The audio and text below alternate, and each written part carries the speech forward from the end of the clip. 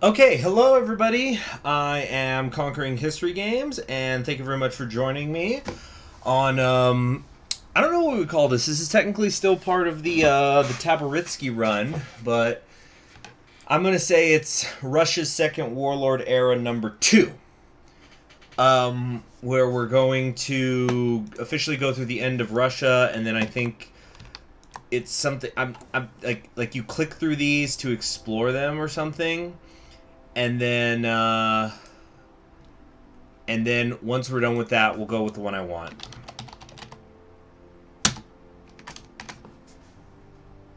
Hold on. Okay, so I guess let's just go ahead and jump into it, because as far as I know, this might end up taking a couple of hours. Dang it, I forgot my mug of water in the other room.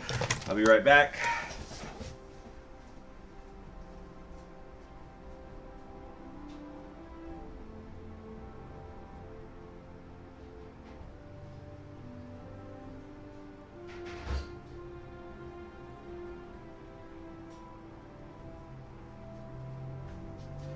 Also, I hope this stream goes smoothly, because my internet has been acting up all day, and it is really getting on my freaking nerves. Wait, let me also make sure that I got something. Okay, cool, I got something other. Yeah, I also have something rendering right now, a video for later this week, hopefully. So let's read this.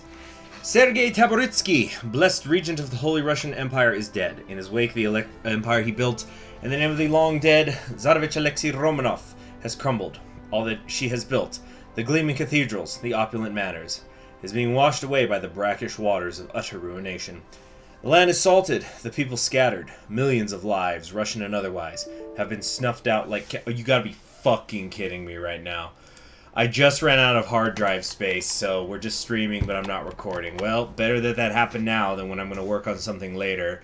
I've got like 8 hours of stuff I want to get recorded today and tomorrow, and I've recorded 0 of it so far. So it's my whole morning got shot by some unexpected things. Okay,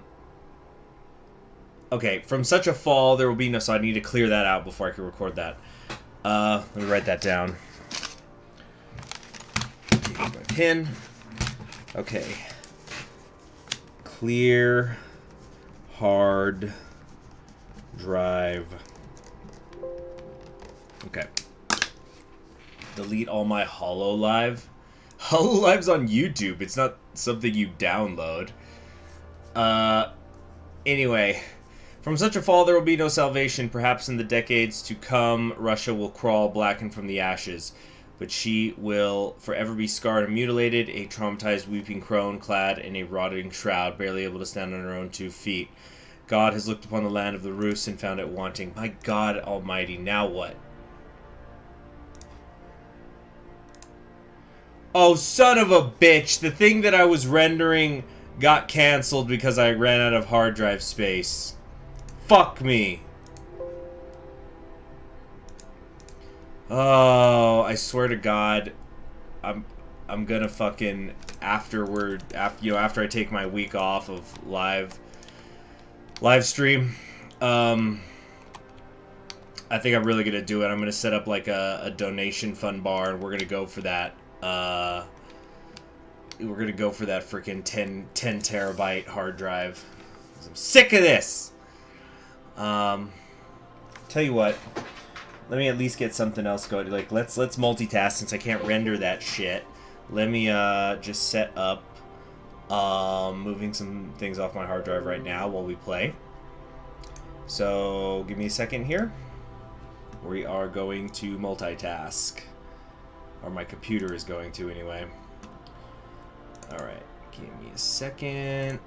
Okay, right-click this, right-click that, or left-click that. CHG, when you play Hearts of Iron 4, you just in your element. Well, I'm going to be taking a break soon. So, enjoy it now. I'm really, really looking forward to this break, actually. It's going to be just what the doctor ordered.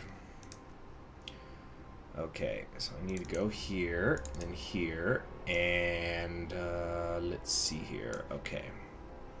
You know, I need to move over is all these near automata live streams. Those are what chew up everything. Move that.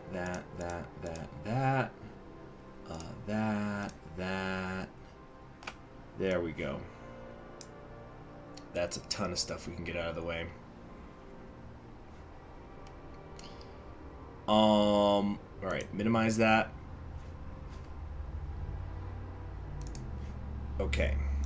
Okay, how about we play a video game now, shall we? Or read, anyway. So, let's start, I guess, with the one who we are going to be switching to eventually. The North Russian Liberation Front. Actually, we should do that one last. So let's actually go east to west. The North will not rise again. Explore the United Siberian Salvation Committee. Russia has fallen. That is the core ideal amongst those on Nikolai Fyodorovich Artamonov's United Siberian Salvation Committee, an organization composed of former bureaucrats, soldiers, and sailors stranded in Chukotka and the Kamchatka Peninsula. With the mainland rendered an apocalyptic disaster and the rule of the mad Regent finally lessened, Artamonov's committee has turned to a solution some may call brilliant and others may call utterly mad. With the support of his government, Artamonov has held referendums against the populace for annexation by the United States of America as an overseas territory, personally seeing to it that the referendums turn out positively. The will of the people in hand, he has turned across the sea to the United States, seeking foreign intervention is the only way to save the only slice of Russia that he believes can be preserved. As a U.S. territory, Kamchatka will not be independent, but to him it will be free, and that's what matters. Okay? So we hit explore. Now what? Do we wait for an event to pop up? Is there like event text or something? What? Do I have to unpause? Let's see. Was once an unassuming man. Yeah, we already read this.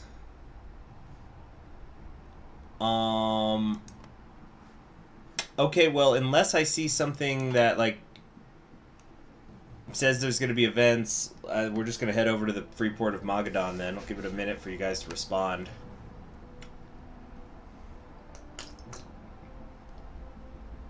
Wait for the events. Okay, so I have to unpause. There we go. SOS. I see a lighthouse. This declaration roused an unusually loud hoorah! Hurrah! Or hoorah. It should be hoorah. And for good reason. In a clumsy first attempt to find a harbor along the coast of eastern Kamchatka, capable of taking them in, this American... Alright.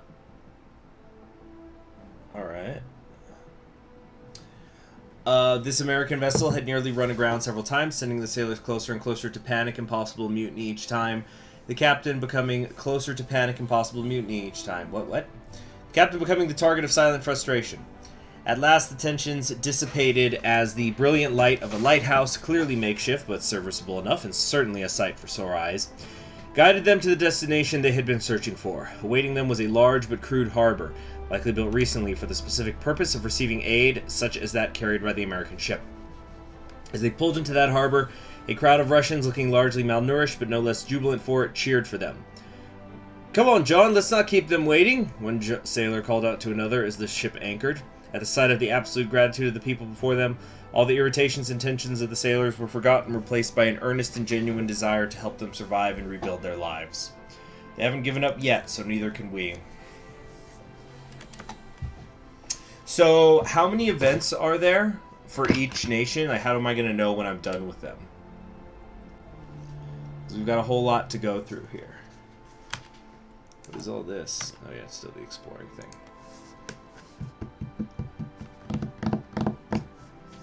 St. Crispin's Day! There's 4 each? Okay. Into the Abyss. In a tar black night on the Bering Sea, beneath the thunderous wrath of a storm, a lone Russian ship struggled against the ocean's gluttonous attempts to devour her. She was an old model, a transport ship from some forgotten convoy, bruised from 20 years of hard work and rusted from 30 years of abandonment in a far eastern harbor. Her floorboards cracked with every malicious crash of a wave against her hull, and new leaks let loose their payload of freezing water at the cue of the metallic screeching sounds of plating tearing. The wind howled, laced with razor-blade sleet around the captain's reddening and frostbitten ears as he shouted orders over the roaring of the tides and the death rattle of his craft. It was too late, of course, but Ivan was never a man to give up on his word. He was going to bring him, his family, and the rest of the refugees to Alaska or die in the heart of the sea. Dying at sea was a blessing compared to what would be in store for them back home. With another roar of splitting steel, the ship began to sink rapidly, ice-cold water lapping its way over the deck, and the crew and passengers atop it were already beginning to tumble into the frothing mouth of the Arctic off the steepening slope of the deck. The ones below, Ivan chose not to think about what had happened to them. Taking in one last shaky breath, he put on a stiff upper lip and allowed himself to keep the latter half of his promise. The Saint Nifon was dragged under, and at last her cries of pain ended, along with her crews. The Orthodox graveyard outside of Anchorage was grimly silent under the cold sun. It was empty but for a priest and a single journalist. 4 blank gravestones marked the final resting place of the sailors who had been found. The priest gave the 4 half-frozen men and women their last rites, and the journalist scribbled down yet another story of Russian corpses recovered on the beaches of Alaska. Among the wreckage of the Saint Nifon 4. So that's the start of it.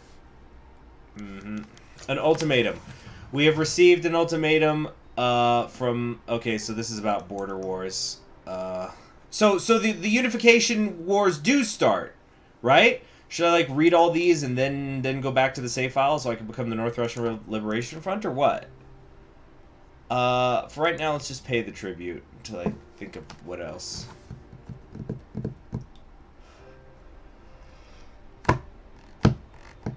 We've got the save file. It'll be all right.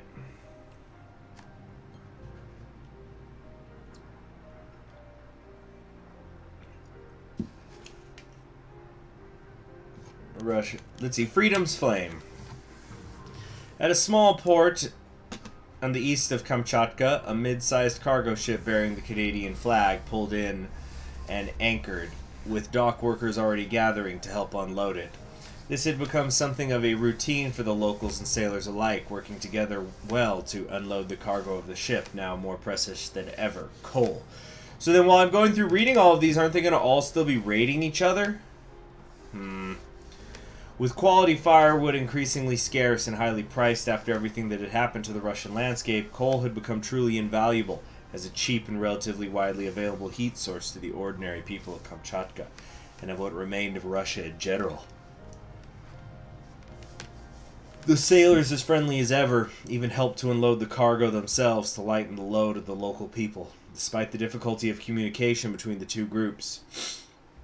In times like these, they reasoned, help should not have to be asked for to be received.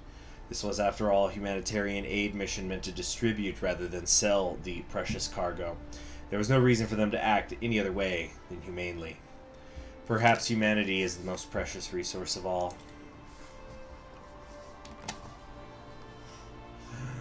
Hello there, 10 Bravification. So, I've noticed we've got a lot more people here than there were at the start of the stream.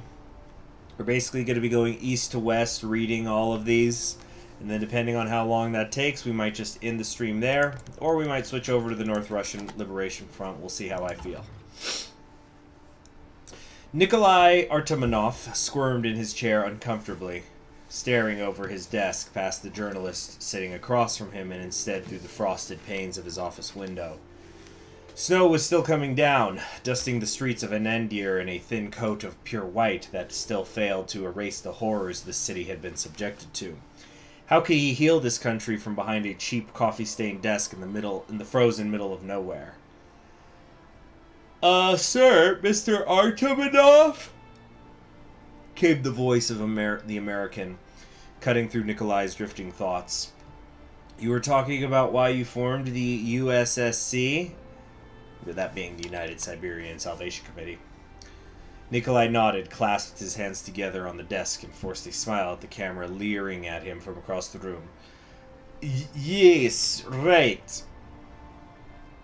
Well, quite frankly, it was the only thing I could do, he replied, his thick accent not doing favors for his already weak grasp of English. Hummed his interviewer. What exactly do you mean by that? My people were suffering and I had the power to help stop it. So I did. Well, you sure could have moved. Surely you could have tried to move somewhere better, yes? Somewhere warmer, somewhere safer, and bring as many of your countrymen as you could fit in a boat. At a certain point, one has to give up. Nikolai paused, and his gaze once more shifted away from the camera and out the window. Sucking in a deep breath, he turned back to the thousands, maybe millions of eyes watching him through their TV screens. I refuse to give up on my motherland. She can still be saved, as long as her people continue to fight. We'll just have to keep living for tomorrow. Things will get better someday. When have they ever? Okay. So that's it. That's 4, right? 8. It's a Remembrance Day. So now we go to we go to Magadan now, yeah? That was the 4? Anybody? Anybody? Is this thing on?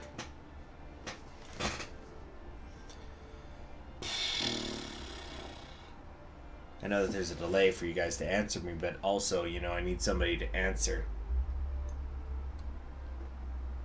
Well, I'm not seeing any answers, so I think I'm just going to switch over. Let's make a save file just in case. Okay.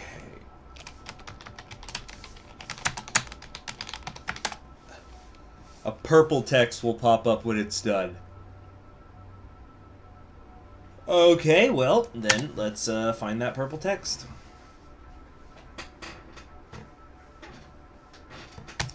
The music. Float. How fitting for the Sea Nation.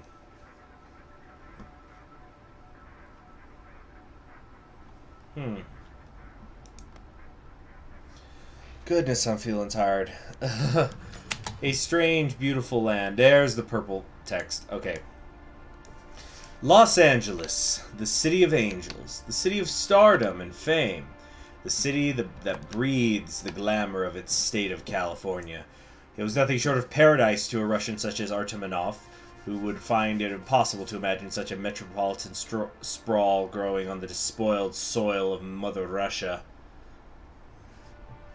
The majesty of its skyscrapers, the glitz of its bustling streets. It was so foreign and odd, yet so enticing and magnificent.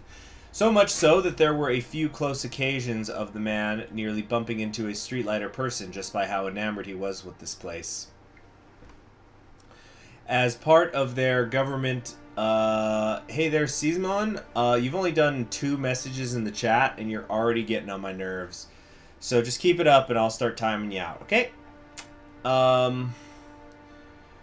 Nikolai Artamonov was invited to the States as a guest, while the first of many aid fleets were set to course for the Russian coast. The experience was most welcomed by him, for the soothing warmth and diamond shine of LA certainly beat the icy storms and rocky geography of Siberia, as much as he hated to admit it.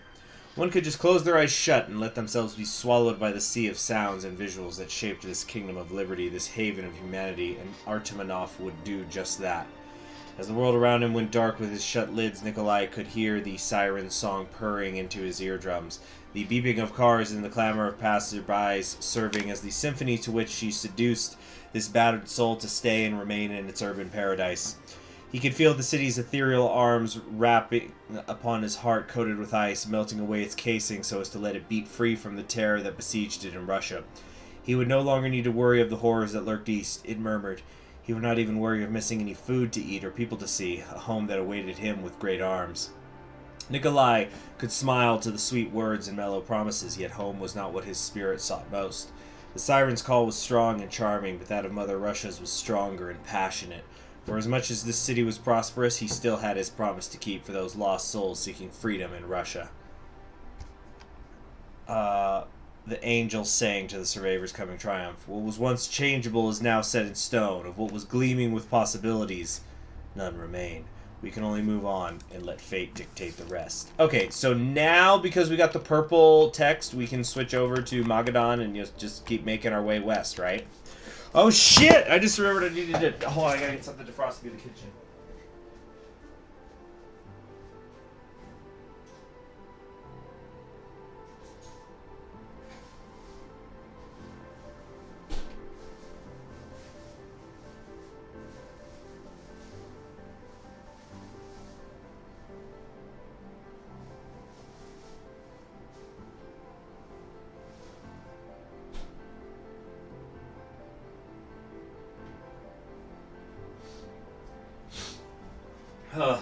That was a Kronk moment, you know, the my spinach puffs. Okay. Excuse me. So Strom Thurmond is still in charge in the United States of America, for those who were wondering. Although the election should have happened already. And I guess he never went for Tokyo.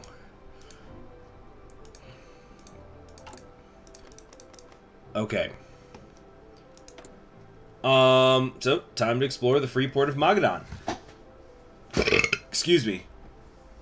Rallying what remains of various Russian fleets in the Far East, Nikolai Abramov has established her own petty fiefdom based out of Magadan, making a living running refugees to the OFN and Sphere, and shipping goods back to Russia to be sold at extortionate prices.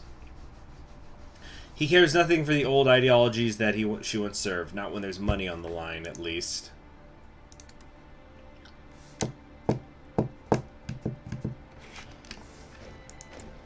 Well, I think maybe Strom Thurmond was a little bit intimidated to negotiate with Kishi here. This is a really fucked timeline that we ended up in. Shiver my soul.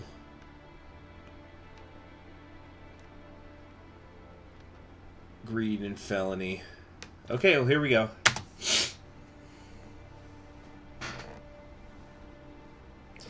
I'm not going to Tokyo. It was probably for the best. Didn't want to negotiate with Gamer Japan. Oh, shit.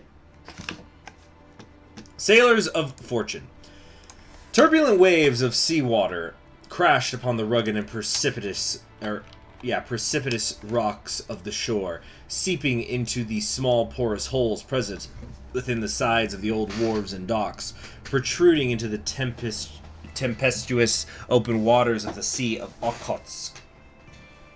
Nikolai Abramov observed the everyday nature of the port from within a modest office overlooking a remarkable jewel of the Serbian coast, Magadan, humbled only in the Far East by Vladivostok itself. Abramov sat himself down before an aged wooded desk littered with nautical maps and shipping records, clasping her hands together as she reviewed them with attentiveness. She had once pledged her skills and seamanship to the cause of the Russian Fascist Party, sailing under the banners of National Socialism and the swastika. What naive fools they were, relentlessly pursuing empty ideological principles and dogmas set in place by distant and bygone men, blinding them from their necessary duties. The two separate branches claimed to be different, yet Abramov held no loyalty to either. Reminiscing about the past is pointless now, he thought.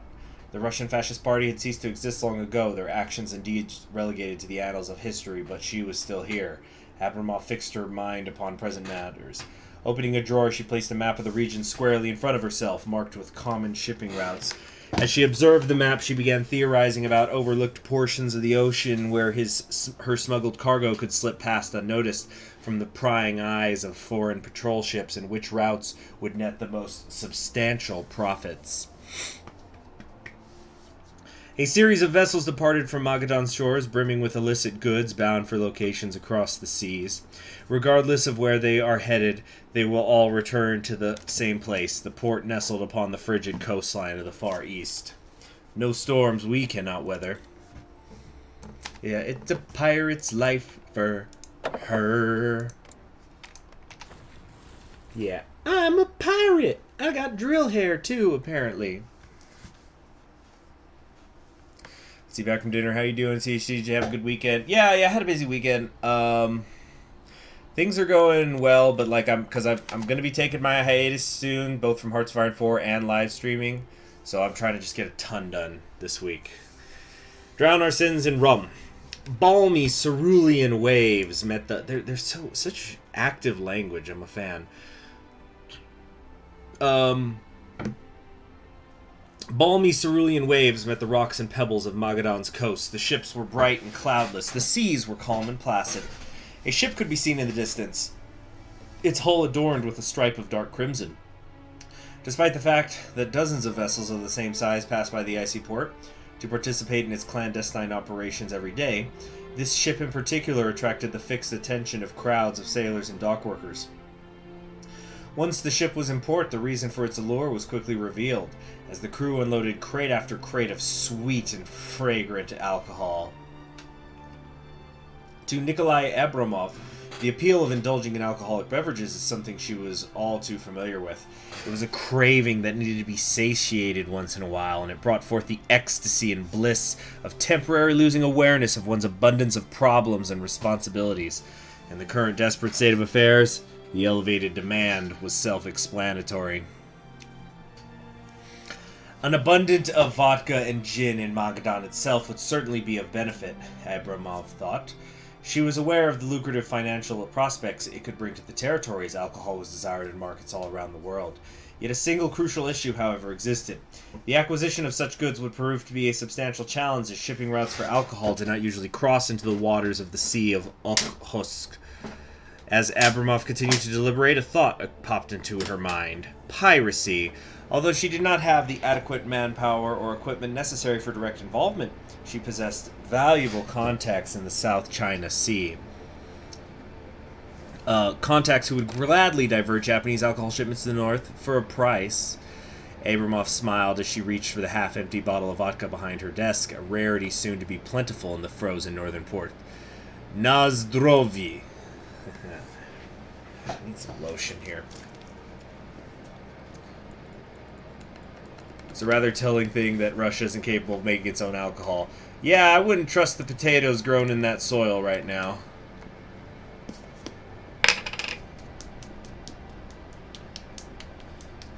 I actually haven't had much to drink this month. I was thinking about it. I had some beers with some friends like a couple weekends ago, but besides that, I just haven't drunk this month. Been too busy.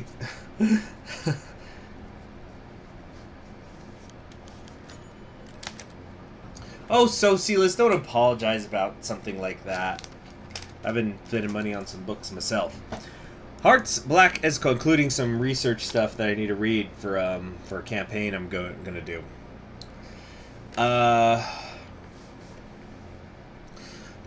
Hearts black as coal. As the obfuscating darkness of night descended upon the docks and inhabitants of Magadan, the boundless oceans and limitless skies merged into one form, only being illuminated by the faint and delicate glow of the moon. In the distance, the distinctive shape of a vessel could be seen from the coastline, drifting slowly towards the horizon.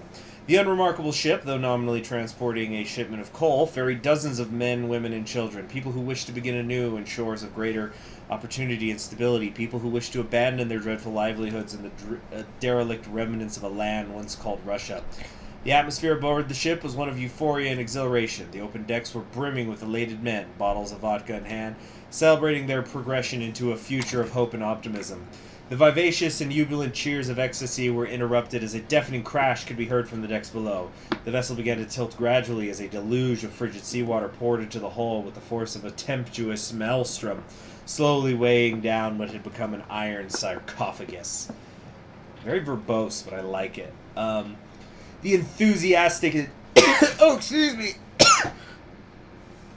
The enthusiastic and merry atmosphere of the passengers had dissipated, replaced with expressions of horror and cries of fear, as the tumultuous ocean slowly devoured part after part of the ship, forcing the people aboard to resort to increasingly futile attempts at survival, unwilling to accept fate. Nikolai Abramov watched from a distance. Her facial expression was one of indifference, having no remorse over what she considered was just. The ship had refused to pay the full amount required for docking and had exited the port. There had to be measures of retaliation, for they must set a clear precedent. 3 red flares shot up in the evening sky, a last desperate plea for rescue, a plea that would never be answered. Below the waves, hey.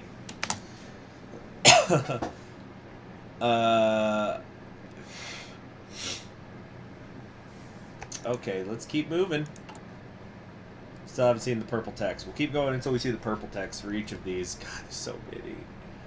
So many. Yeah, we're not going to get unifying in this episode. It's just not going to happen. But some of these already start at war, or am I crazy? No? Okay. I guess that's not a thing. Murder in the air. The frozen waters of the Sea of Okhotsk, usually calm and placid, were disturbed by the worn steel hulls of a dozen small and antiquated vessels, adorned with the gradually dissipating insignia of the Pacific Fleet. Leonid stood at the bow of one of the ships, a meager fishing boat repurposed for their use, peering towards the immaculate sheets of drift ice present within the water, contemplating about the acquisition of rations for the week, how the men aboard his ship were going to be fed. He sighed in exasperation as grim thoughts of distress flooded his mind, overwhelming him with dread as he remembered the dire straits they were currently in. He calmed himself down with the last tool still present within his mental arsenal: hope. Hope that the future would not be as forlorn as today. Hope that he may return one day to a recovered and united homeland. Hope that even as the ships he possessed were paltry in comparison to the mighty vessels of decades past, he would still be able to sail toward the horizon in triumph, smiling with glee. The deafening sound of a ship's horn shattered Leonid's thoughts and pulled him back into reality. One of his men pointed towards a strange foreign ship approaching the modest flotilla. The words "Free Marine Infantry" were inscribed onto the side of the ship, confusing Leonid as the men made contact. Soon a small party appeared before Leonid and began reciting demands in an emotionless tone, calling for him to surrender his ship. Leonid was taken aback by the bluntness of their words, but knew he was not in a position to negotiate, as made evident by the weapons being brandished by several of the men. He deliberated for a short while before deciding to flightly decline. He had sacrificed too much and toiled for too long to simply abandon everything. No, he would resist. The words of disapproval left his mouth. Before the words of disapproval left his mouth, he collapsed onto the deck. A pool of blood gathered around his head. The cudgel of Magadan must be utilized. It's going to take hours to go through all these. Yep. We're a half hour through the stream and we're not even done with the second. But it's going to start speeding up because we had some little troubles earlier. So we'll get there.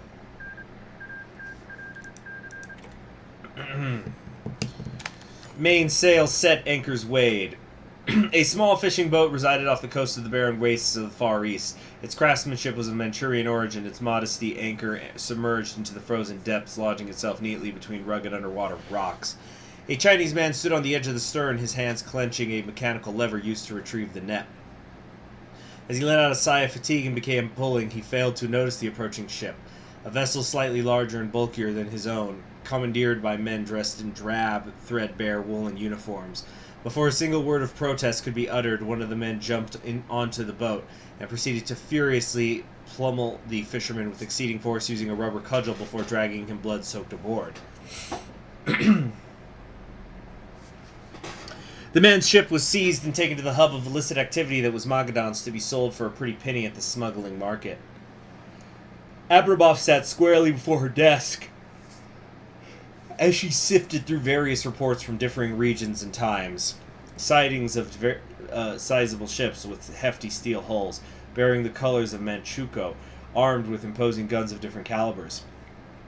She slammed her fist onto the wooden table as she continued to contemplate her options. Would the self-indulgent Japanese lords to the south truly bother with such trivial affairs as the deprivation of a handful of Chinese fishermen, to the point where they would expend resources to infringe upon sovereign waters? As thoughts raced across her mind, she readjusted her thinking. Regardless of whether the specific reports were factual, it would certainly be reasonable to suggest Japanese interference in the Sea of Okhotsk, and as long as there was a slim possibility, her craft would be at stake. Abramov peered out towards the docks and harbors below, brimming with workers loading and unloading crates upon crates of smuggled cargo. Then towards the vast and boundless ocean, stretching for uncountable miles, extending into the horizon. The future would be secured no matter what. The tides carry us forward, eyes fixed towards the future. What was once changeable is now set in stone. If what was gleaming, none remain. We can only move on, let fate dictate the rest. Okay. Next up is the Amur refugee zone. With Tabaritsky's mad empire gone, Anatoly... Okay, I screwed it up. Despotic, yeah, this is the pink boob person.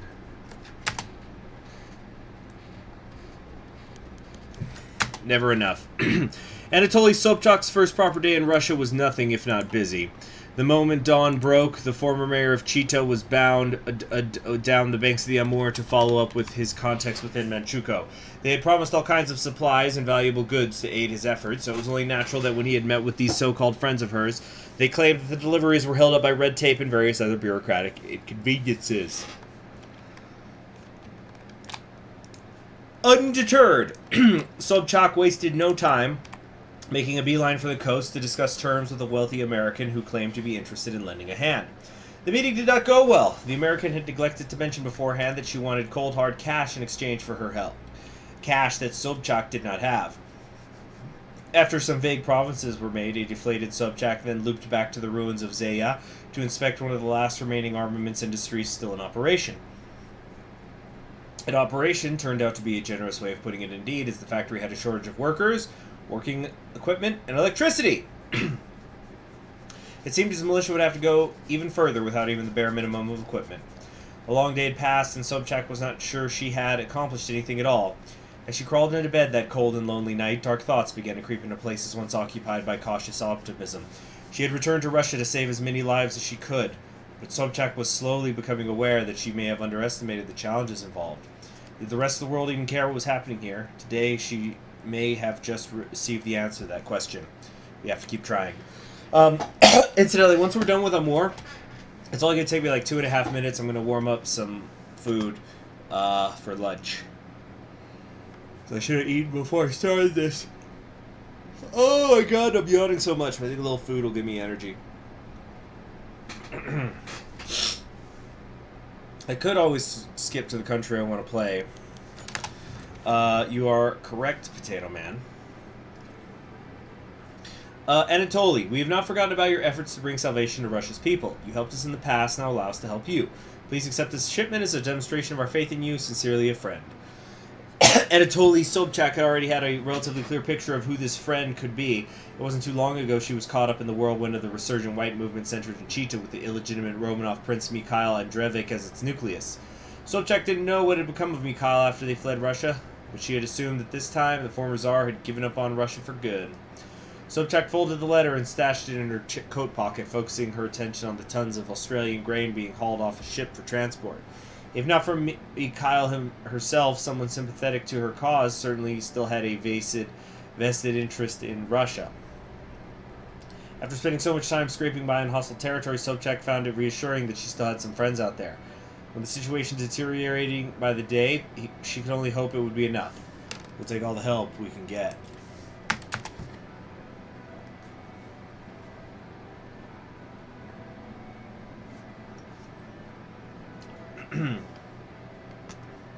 And if people are just really, really not into this, let me know.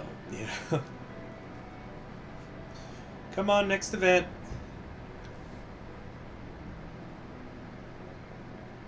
Come on. Really? There we go. 5th of January.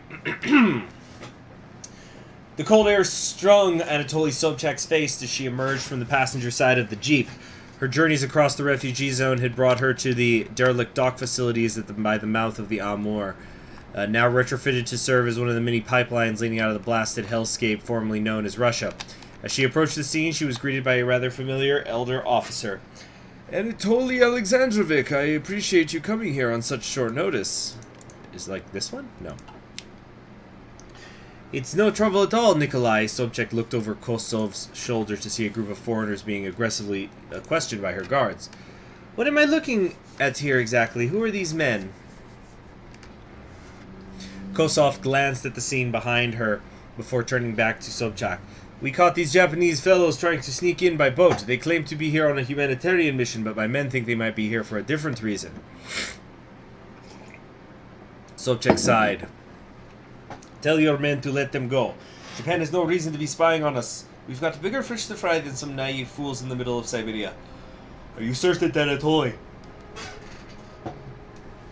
I've spent enough time down south to know that Japan never extends their hand for free. Do you wish to take that risk?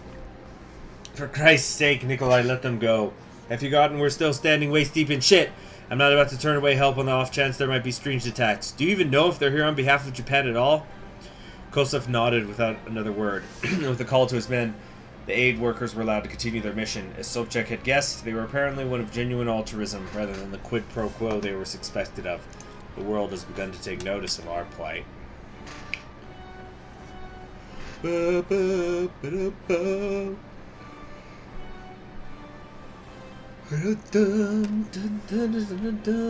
that was on the 5th. Let's see, how many days is each of these taking? Is it a week each time to get the new event? There it is. No, yeah, 7 days later, maybe. Striking true, despite the heavy-duty gas mask that clung to his face, Sergei Fedorovich could not avert his nostrils from the miasma of death that permeated the air. His squad had been sent to pick through an old diamond mine in the middle of God knows where, and so far all they had managed to find was frozen cadavers and bombed-out wooden structures. It seemed as if there was anything at all that had once called this place home. It had either been looted or sent to a shallow grave. Fighting through a trifecta of freezing temperatures, horrid smells, and poisonous air, Sergei made his way to the center of the dig site where the rest of his comrades had regrouped. Sergei! His commander called out as he approached. He could barely recognize him under all the NBC gear, and Sergei wondered how it wasn't the same story vice versa. I think we're just about done here. Go take a look in the tunnels, see if we missed anything. The rest of you get ready to move out. Sergei was unenthused about crawling around in a tight space, especially in conditions such as these. She had hoped that the tunnel had collapsed so that she wouldn't have to bother, but as she arrived at her destination, Sergei's hopes were dashed. The mines were clear of any blockage for the most part, but that was about the only positive thing one could say about their condition. Even with her flashlight in hand, the tunnels were darker than any place Sergei had ever been, and naturally they seemed completely barren of any useful minerals. After what seemed like hours of crawling around in the dark, Sergei sighed as she turned to leave, her weary voice echoing off the rocky walls. As she spun around, though, a subtle twinkle in her periphery vision caught her attention. Turning back to investigate, Sergei shined her flashlight in front of her, and discovered a peculiar rock shining through the rubble. Everyone, get in here! We're in business. Oh, man. You know what? I'm kind of fading a little fast right now, guys. We're going to take a little quick intermission while I go. I'm going to be gone for like 3 minutes, hopefully. I'm just going to get some food, okay? I'll be back.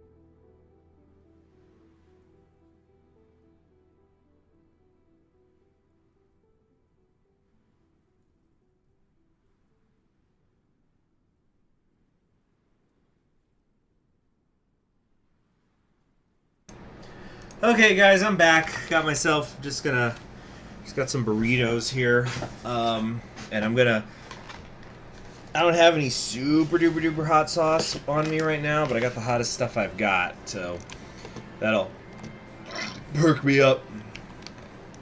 Okay, let's keep going, shall we?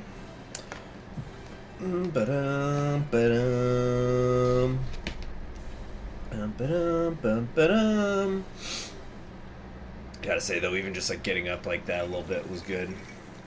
Reich Mr. Huel is murdered. Is it Epic Gamer? Long Knives time. Plus Ultra. Father, are we ever coming back here? The voice of his 12-year-old son brought time to a standstill in the mind of Artyom Valentinov, who had been idly staring out across the Bering Sea, waiting for the boat that would take him and his son out.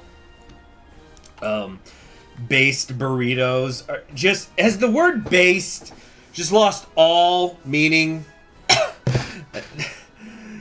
you guys just say it? You might as well just like epic Reddit upvote, you know? God damn. I remember based being a thing like when I was in high school, and now it's just, I don't, let's not get caught up on this. So hold on. The question, the boat was going to take them out of the sea. The question was not entirely unfamiliar to Artyom, of course, for he had once asked the same thing of his own father nearly 50 years ago. The year was 1921. And the Bolsheviks were in the ascendant. Artyom, a child at the time, was forced to flee his homeland towards safer shores. His days spent in Russia at the time had been nothing if not pleasant, safely growing up in the lap of luxury thanks to his family's wealth. Of course, it was this wealth that had painted a giant cross over each and every member of the Valentinov clan, necessitating their escape from the only home they ever know. His father's answer, of course, was yes. After many years spent hiding away in Canada, his promise came true nearly 3 decades later. When the White Army emerged from hibernation in Harbin to carry on the old fight once again, the Valentinovs would be among the first to return to Russia to aid them however they could. When they had first arrived, they had numbered over a dozen, including Artyom, his wife, and his 4 sons. Now only 2 of this illustrious clan remained, slowly whittled down by the horrors that would blow in from the west like a terrible storm. When Artyom was left in Russia, he did so with When Artyom had left Russia, he had done so with homesickness in his heart. But he knew that it was an entirely different story with his son. He had survived, but not without bearing witness to the very worst the humankind had to offer. Father! His son's voice brought him back to the present. Artyom had decided what his answer would be. No. Never again. Yep, that's a good one. Russia is dead, but we will bring it back much later once we're in the West. Okay, boomer. Damn. You guys just called me a boomer. I'm never going to recover from this. I just want you all to ask yourself one question. Do you think if you ever get to touch a woman or a guy, I don't know what your sexualities are. Oh, wait a minute. Time out. I've never seen this happen. George McGovern. It's Hilda. It's Hilda from Pokemon. Nice. With the Democratic donkey. That's cute. Well, it's the donkey and the elephant. It's both, actually. George McGovern inaugurated as President of the United States. Today, before thousands of onlookers at the National Mall, George McGovern swore the oath of office and was inaugurated President of the United States of America. Following her oath, she gave an address to the nation about an unremembered freedom that the Founding Fathers were seeking. Freedom from conflict. The speech had been met with praise both in the States and abroad. Germany and Japan in particular seemed pleased that such a peaceable man had come into office. Experts believed that the flames of American revanchism burned too brightly for a McGovern victory, but it appears they were wrong. With her message of peace, McGovern plans to create a new League of Nations, and reopen trade with America's enemies. All in all, McGovern seemed a light who stands to make the world a little brighter. Give your poor, your huddled masses. She's like, we're gonna take animals and we're gonna fight them. We're gonna make them fight each other for our entertainment, and thus we will abolish war. Like, isn't that what one of the Gundams is about? I don't know the Gundam lore too well, but isn't like one of the Gundam series about like every country submits a Gundam and whoever wins gets to be president of the United Nations or whatever?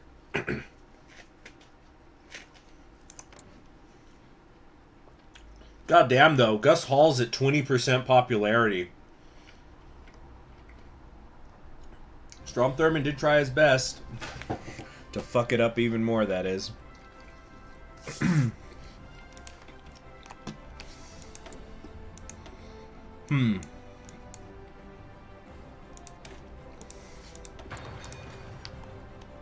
Okay, was that it? Was that the last one, or is there another?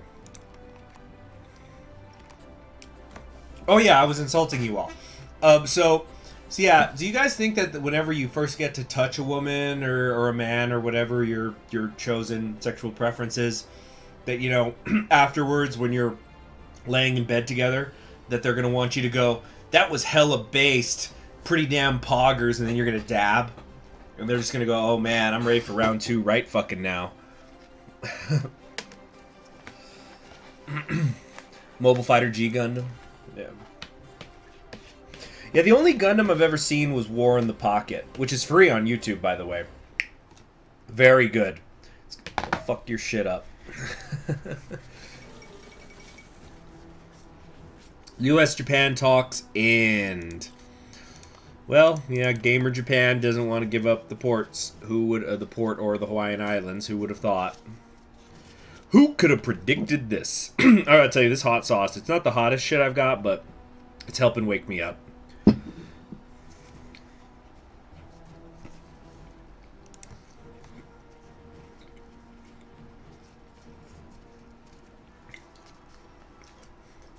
What's going on here? We get another couple days.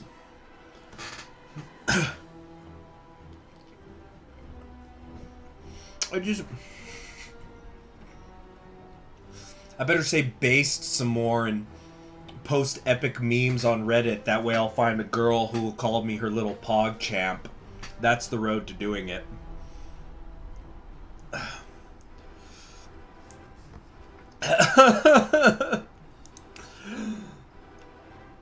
Sorry about that, Tenbray. Sushi eating ASMR. Yep. Who won in the US? It was McGovern, and look, this is one of the 5th gen Pokemon ones with the huge hair. It's I think her name's Hilda.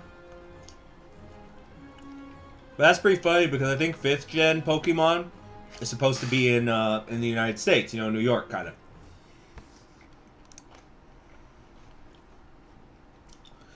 Yep.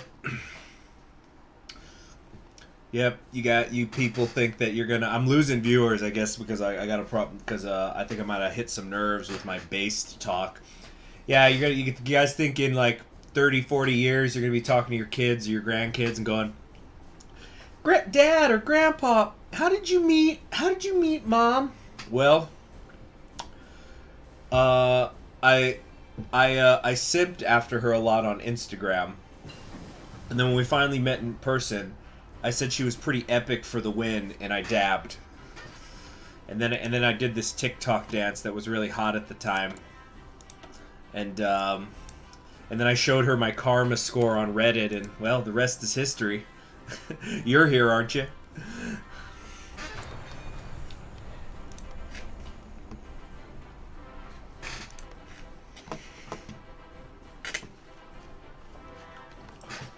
Let me tell you something, kid. When I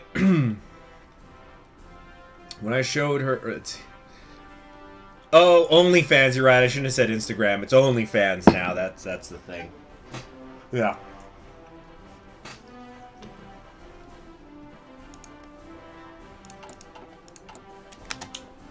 Okay, nothing else seems to be popping up. So let's go to Holy Russia. Founded as a reaction to the imposter Alexei II in Irkutsk, The Regency... God damn it. The Regency of Holy Russia is foremost a state centered around putting down any opposition to the true regent, Andriy Dicky herself. From a radio station in the Burutian wilderness, Dicky has declared herself the legitimate blessed regent to the Holy Russian Empire.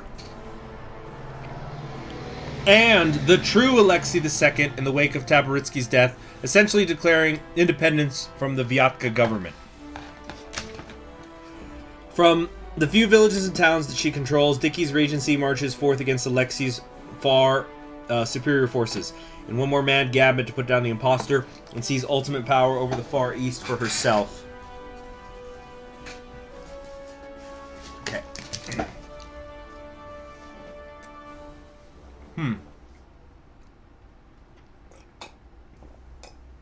Years of me and random screaming, oh, see, before we became friends. Oh, that's different, Tenbray. That's different. That's you met him through the internet. That's not the same as like what I was talking about.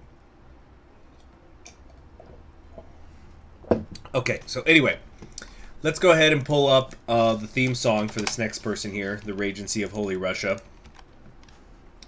You guys are gonna like this if you haven't seen it before. It's so perfect too. Yeah, so there's our character. Let me find the theme song. Give me a second. For Andrei Dicky. Yeah, here we go. The theme song for post-Taboritsky Russia. Give me a second. Okay. Here we... Oh, whoops. Nope. Okay, here we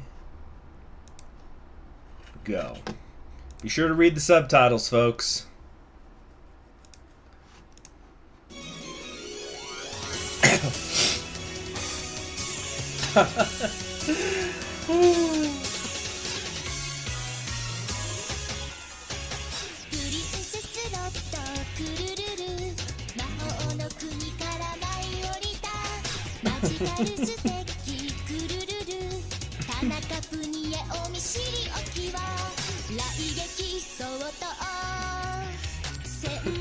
It's all the other warlords.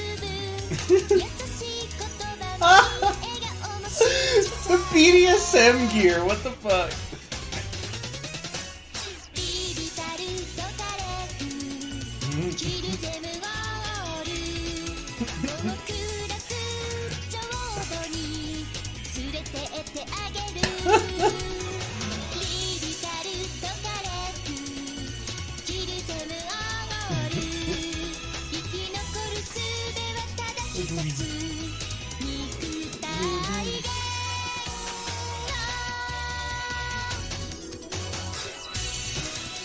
The skeleton bones breaking and all that.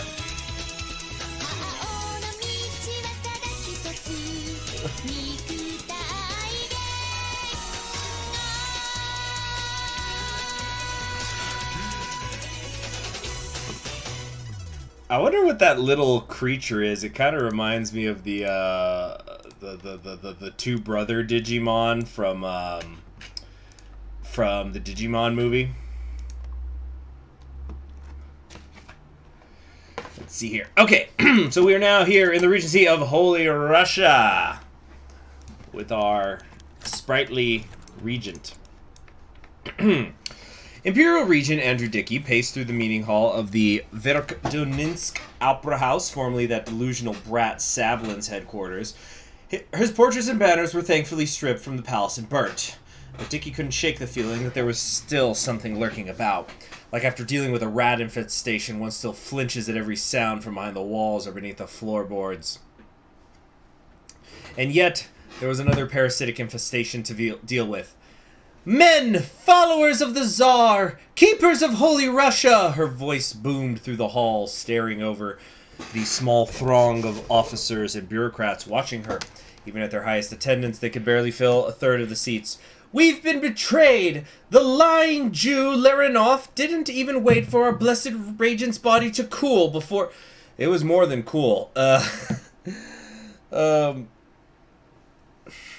He's been rotting for weeks. To cool before trying to seize power for herself, she seeks to keep the Tsarevich hidden, no doubt so the Polak to our west can join forces with her.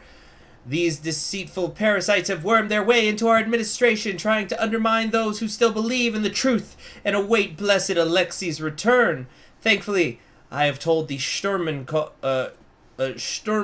to deal with them. On cue, Sturmovik stepped forward from the wings and started grabbing men in the audience, dragging them to a fate nobody had to guess. At first, the targets seemed obvious. Rivals for regional power, pragmatic collaborators who lacked ideological loyalty, suspected crypto-Jews, and the like. Then, they started grabbing others, those who, as far as anybody knew, had done nothing wrong or disloyal.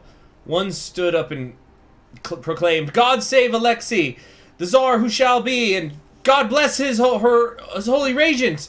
Others joined in, alternating between praise Alexei and praise Dicky, but it was futile at stopping some of them from being dragged away. Even some of the Sturmanov were suddenly arrested by their comrades. When it was all over, the members of the audience had been reduced by about half, and the remainder were giving a fervent standing ovation to Dicky, almost as if their lives depended on it. 6 of one, and half a dozen of the other. Curl Rose. Yeah. Sounds so happy, yet the lyrics, my god. Well, also the visuals, you know, the all the buildings on fire, the temples and the government buildings and such. 2 crosses entwined. The workers scrambled up the side of the Epiphany Cathedral's domed spire. Oh, China's modernizing during all this. Isn't that nice? When they arrived at the peak, they quickly affixed the sheets to the back of the cross, topping the dome, welded them in place, and gave them a firm shake to make sure they stayed in place.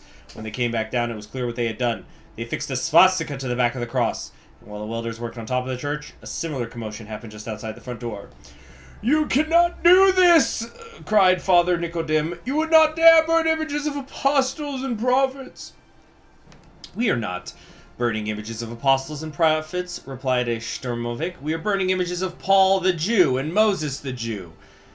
Tell me, Father, are you a rabbi?" "No," the old man stuttered. "Is this a synagogue?"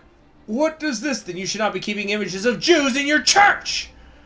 He marched away with the icons in hand, and Father Nicodim went back inside the church, not bearing to look at the sight of the artwork being tossed in the bonfire. One man cannot serve 2 masters.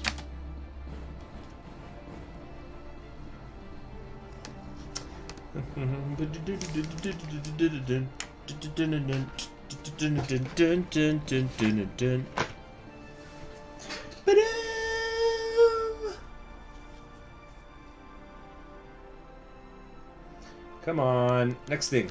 Dark Souls. Truly, playing Dicky is the Dark Souls of post-Taboritsky gameplay.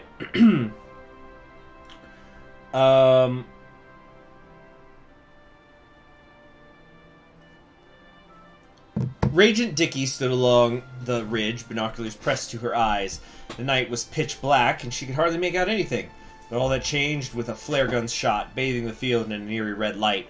Dicky could see the light glistening off the polished helmets of the Sturmovik, as well as the tips of their bayonets.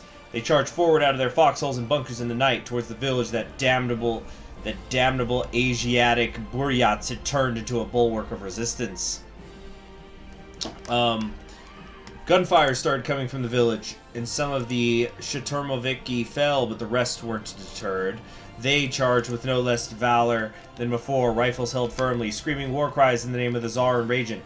For a moment, Dicky forgot that the Empire had fallen, and she was watching them crush rebels in their first Regent's eastward march all over again. At last, Sturmovik reached the village, and they began cutting a bloody swathe through it. The sounds of screams and gunfire drifted across the air, and Dicky couldn't help but feel her breast swell with pride. Perhaps there is some hope for Russia after all. I wouldn't say it looks like there's very much swelling there. Oh, I just noticed the swastika! It's the Madoka swastika thing. You know, instead of Jesus, it's Madoka.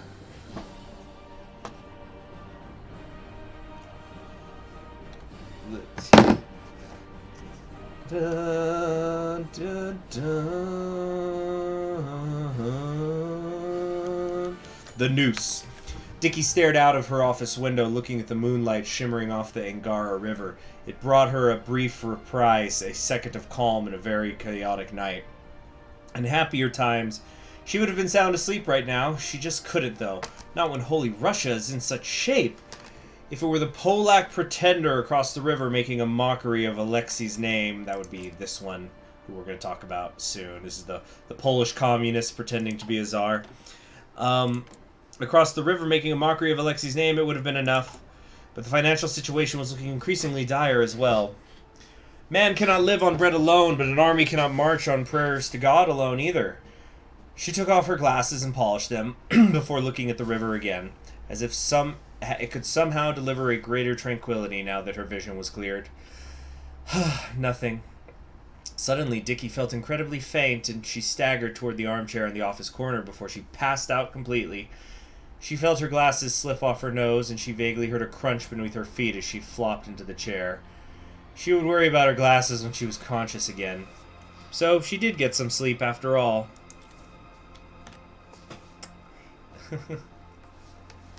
Prepare to receive numerous Among Us jokes. Oh yeah, they never end. I didn't see the purple text though, so I'm guessing there still might be a little bit more. The Tsar is sus, guys. Alexis is sus. Here we go. Alone in the dock.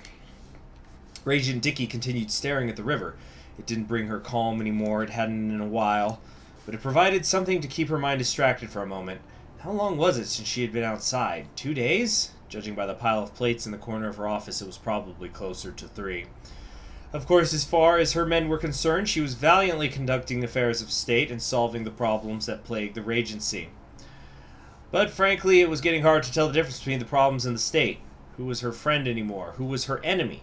Were her guards up to something? Why did demanding more guard rotations not solve that? Was the officer who planned the guard rotations in on it? What was she in on? Dickie glanced at the wall showing a map of Russia, endless lines drawn on it in half a dozen colors showing the ever-shifting borders of the state. That was it. With Russia so divided, she could simply wage wars and keep the guard she distrusted on the front lines at all times. It was genius! Why didn't she think of that before? She returned to her desk and began feverishly writing, composing battle strategies, drafting mobilization orders, with all the energy of a woman possessed by a divine will to power, granted through the intercession of the Tsarevich, no doubt. The clock ticks onward. And thus we leave Andre Dickie, our favorite Burgundian system, lowly. But perhaps on the way out, we can indulge ourselves just one more time. Here we go. Hit it! We're gonna unite Russia, guys!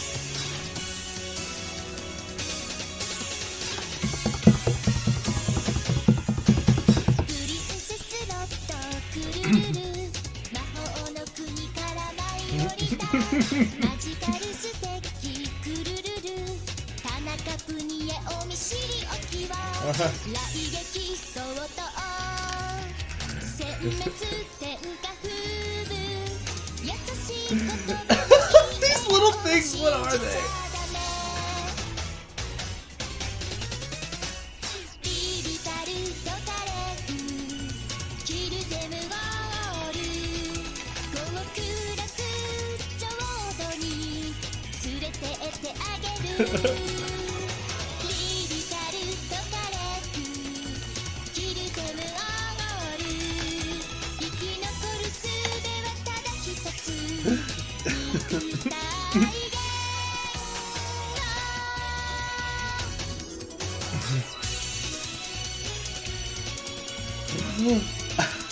The lion eating that body.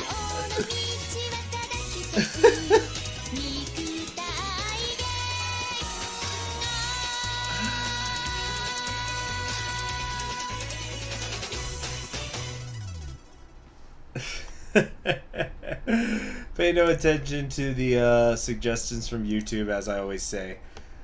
Actually, what have we got here? There's a bunch of dancing videos. Like, I don't know what's in the bottom right here. I don't know what's the bottom left.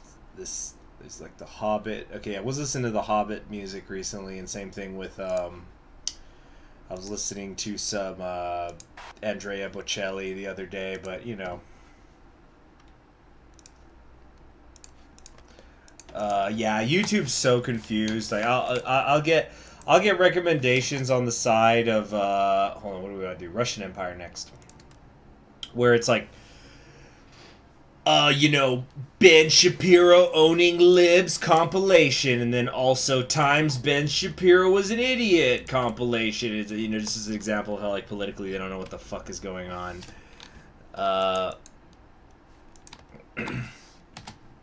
Okay, but let's just go ahead and continue now.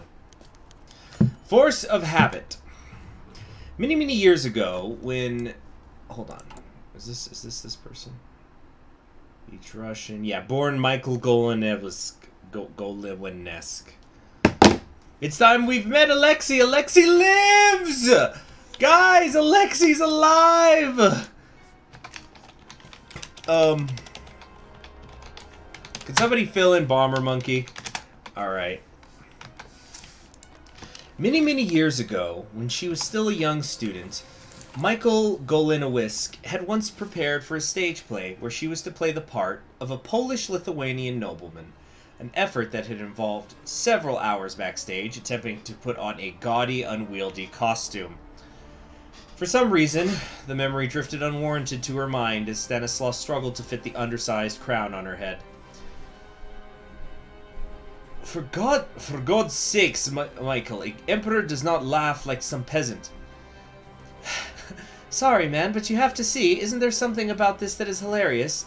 Pass me a cigarette at least, my legs hurt from standing for so long. Emperors don't smoke during their coronation, or empresses, I guess I should say. Empresses don't smoke during their coronation either, and you might light one of those bloody robes on fire. We haven't got a single other royal-looking thing for you to wear. Bloody? Is that any word for a royal retainer to say? Both men looked at each other for a second, and then began laughing uncontrollably. Stanislaw looked at the cracked old antique she held in her hand, and Michael glanced at the tattered edge of her royal robe, and they realized what exactly Russia had been reduced to. In such a situation, man has only two choices, to laugh or to cry, and crying would have seemed less kingly than a good chuckle. Alright. Oh, we're Scottish again. Alright. We have to get this done with. People will be gathering outside by now, and the coronation will be only the first step. Finally, some goodwill for this wretched land. Michael calmed herself down and tried to create an expression of deep imperial majesty on her face. And failed. Even if it wasn't very a royal gesture, at times like this, there was only one solution. Give me some vodka at least. The wind's getting colder. Of course Scotland is the most kingly of accents. Scotland's had loads of kings. The house of many noble dynasties. You know, we've got Malcolm, King of Scots, a direct descendant from Kenneth MacAlgan and the House of Alpine itself. And then he proceeds to spawn House Dunkel, House Bruce, House Stuart, which eventually took over England. Never let it be forgotten that the Scots defeated the English. We took them in like moths left out in the rain, and formed a united union of the crowns of England and Scotland, and look what we did with it! Alright. None the wiser. A biting wind blew harshly through the crowd that had gathered in front of a small, worn-down chapel to witness the coronation of Tsar Alexei II. The ceremony itself was short and muted, with no one left alive in Irkutsk who could play the organ. It was decided to forego music entirely to maintain a somber atmosphere. Once the new queen had her crown placed on her head and finished reciting hymns and oaths long forgotten by her people, they watched with bated breath as she walked outside and in front of a small microphone began to speak. Hold on. Okay, next sus joke I see, I'm timing you out. Alright. So we're gonna make her Scottish, but she's pretending. She's still somehow pretending. I was in exile in Scotland. People of Russia, my loyal subjects, it is with nothing more than the grace of God that I, Alexei Nikolaevich, have returned to my place as Tsar of all Russia to fulfill my God-given duty to restore order and peace to our weary nation. The wicked Regent could not stand against the infinite strength and compassion of the Almighty, and in this I've become a little Irish, she's been in exile. She's all over the place with her accents. In the days to come, I will make it the first mission of my imperial government to carry out the Lord's work and restore to my loyal and ailing subjects the base conditions that all humans need and deserve, and then to extend this to all citizens of Russia, no matter how far away or under what depraved and illegitimate master they are forced to toil. When the crowd had dispersed and Golinowitsk had finally time to herself, she reflected on her speech. Congratulations, mister. You're getting timed out for your great joke. Including the extreme religiosity, ironic coming from a communist and atheist that neither of these things seem to matter very much. Neither of them have saved Russia from what it had become, and if appealing to the opium of the masses was what it would take to bring back order to the shattered remains of the nation, then it would be done. What the people needed was not Michael Golinowski, Polish spy, but Tsar Alexis II, a people's emperor acting with the blessings of God above. What they do not know will not hurt them.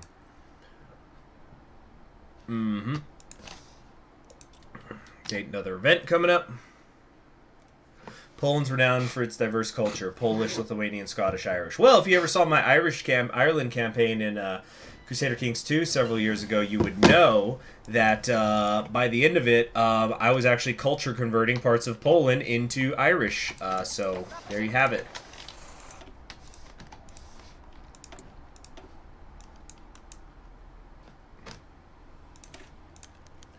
The purgation, the purgation? Is that the right word for that?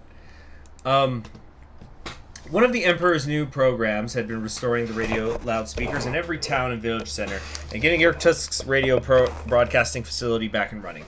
So when our citizens were told that a vital important announcement would be made over the radio, a surprisingly large number of them were able to tune in. After the royal fanfare and state anthem, the Tsar began. Began right after I adjust my seat. Hold on. Okay.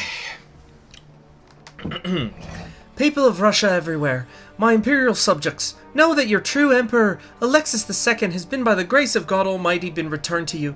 Know that all those who claim to be acting in my stead are nothing more than traitors to the state, the agents of evil whose sole aim and purpose is to take from those with nothing to spare everything and more.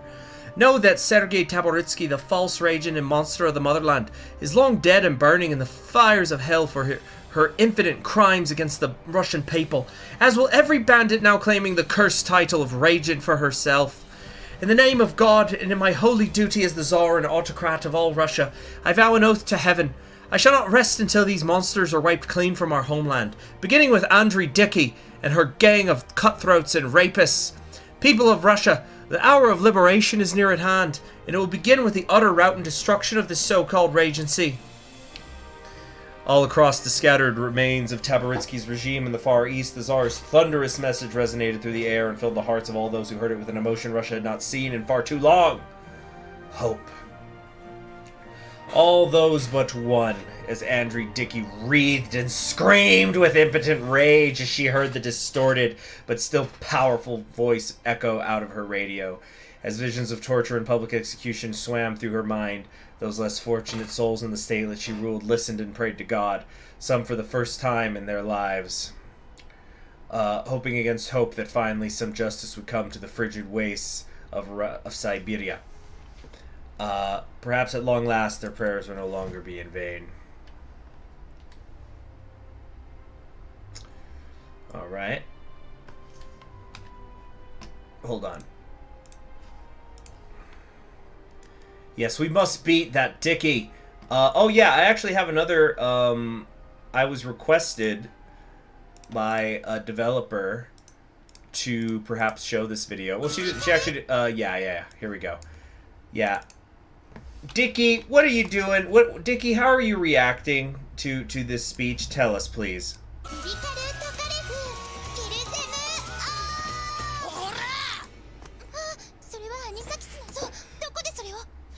てめえの知ったことかよ。これで魔法は封じた。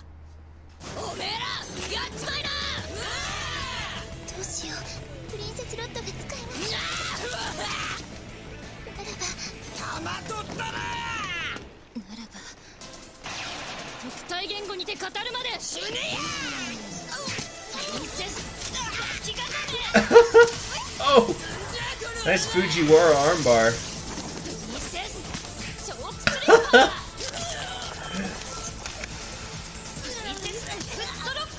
Dang, she's got... Oh, that's good technique.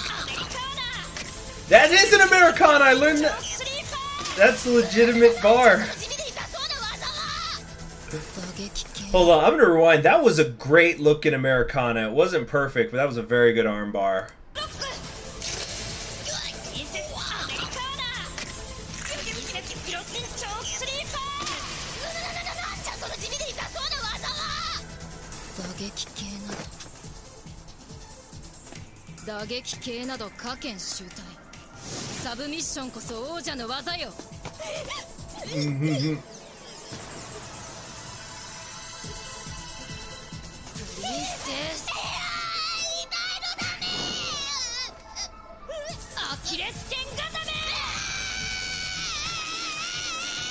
Oh shit.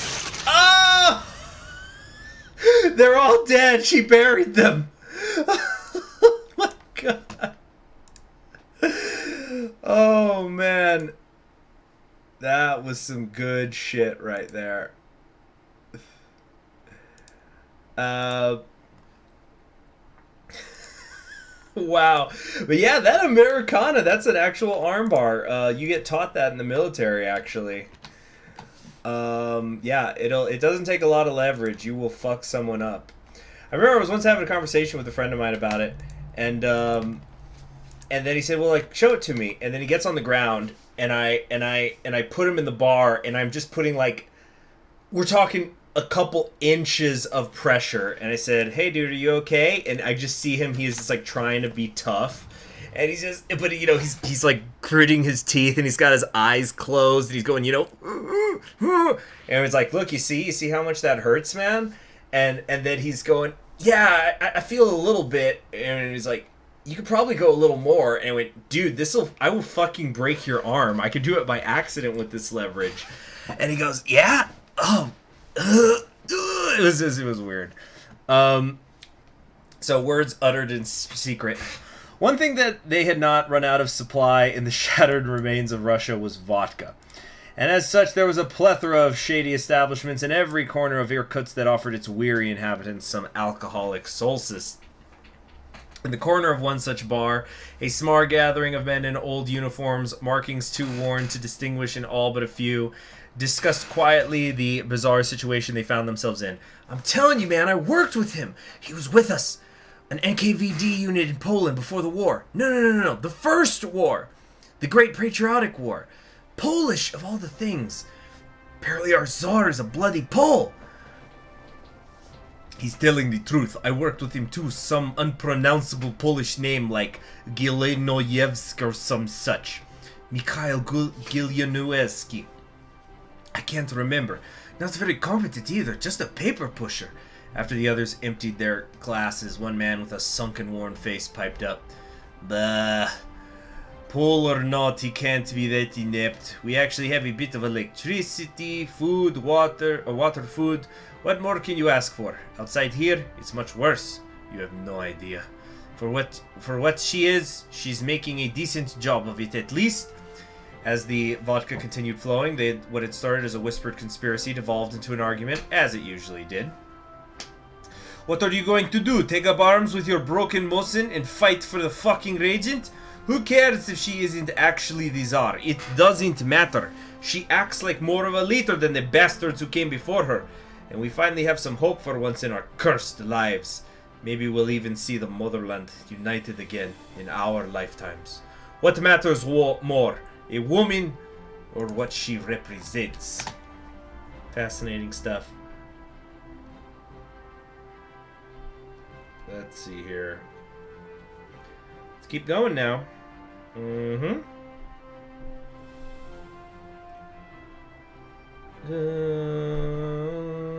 dun, dun. red and gold. By order of Her Imperial Majesty, the Emperor and Autocrat of all the Russias, the Imperial Government has resolved to declare all industrial and commercial enterprises located in the Russian Empire with all their capital property, whatever they may consist of, the property of the Russian Empire. 2.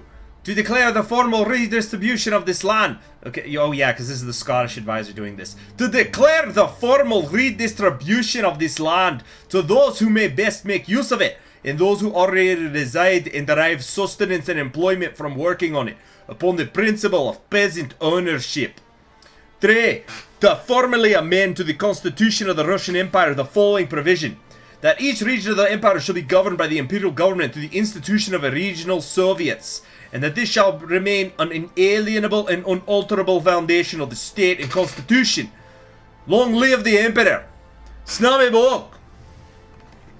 So, yeah, the Emperor has decreed vanguard communism.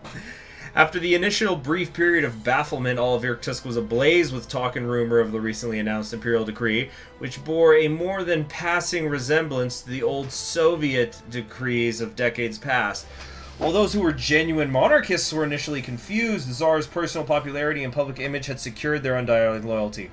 Surely, as Alexei worked with the sanction of God herself, questioning her was equivalent to both treachery and blasphemy. If those decrees resembled the old Soviet announcements, it was a coincidence and nothing more. Meanwhile, in an old dingy bar in a dark corner of the city, a group of old comrades chuckled quietly to themselves as they heard the news. It seems that their once compatriots had not forgotten where she had come from. In a bizarre way, she had found the way to the people's hearts in a way that perhaps even Bukharin had failed to understand. Will this be the way forward for Russia? Yeah, using the authority of God to pass communist reforms, the Tsarists were the real communists all along, theocratic communist monarchy, yes, these are all 100% correct. You know, the whole thing where it's like where the monarchists are like, oh, land reform. Well, the Tsar said it, so I like it. It kind of reminded me of, hold on a second. What was once changeable is now set in stone. Of what was once gleaming with possibilities, none remains. We can only move on and let fate dictate the rest. Russian Empire declares war on the Regency of Holy Russia. Good luck. And we're moving on to the Bratsk Communal Vanguard. But yeah, it kind of reminds me of and I always am a little hesitant to bring up modern politics in these streams because it quickly devolve. But without taking a side on it, I have noticed that depending, at least in the United States, depending on your ideology, you tend to whip back and forth on things you believe in or don't believe in. So, for example, you know, well, like let's take the stimulus checks, for example. You had a lot of people who didn't want them because they'd say, well, that's socialism, and we don't do that here in the United States. But then they needed the money, and then it becomes, oh, stimulus checks are not socialism. They're the government giving us our tax money back. Or there's like other examples, you know, like, to use a non-political example, when it's your guy or girl being accused, oh, well then the sexual assault allegations are false. It's only when the other party's people are being accused. They're the ones who are Satan. So yeah, that's how I'm just kind of imagining, like, you know, the mental gymnastics the monarchs are doing. It's like, it's been ordained by God! Workers of the world must unite! We can't stop here. This is bad country. Fear and loathing in Russia. Alright. Fear and loathing in Russia. That's a funny sentence. Me tribe more gooder than your tribe. Yeah, there you go. Let's see here. And of course I'm not taking sides on it. I'm just saying it's always, I think that's something everybody could agree with, that there's a few too many people who go for their color, meaning be that color blue or red or some other political party, instead of and even if it means being hypocritical. So, true justice. The hooves of horses... No, wrong one. Here we go. The hooves of horses sloshed through muddy grass as the first rays of the sun dissipated the mist that had gathered over the land. The air was silent, broken only by the sound of horses and quiet sobs as the small group of captives stood shivering and silent, awaiting their fate. They were once part of the imperial regime, portly bureaucrats, priests in tattered robes, soldiers with faded patches of the Holy Russian Empire, and even the wife of one of the mad regent's governors. People who had enabled the tyranny of a madman. Now there was no regent to protect them. There was only judgment, only justice. From atop her steed, Androni Mishorenko motioned, and two of the Black Army soldiers cut the captives free. They stood there frozen. Mishorenko met the eyes of one of the captives, a woman. She smiled coldly. Run. She remained frozen. Another gesture, and a gunshot sounded, and one of the captives fell dead. That spurred the remaining ones into action, even starved and beaten as they were. Their pain was forgotten as adrenaline and terror filled them.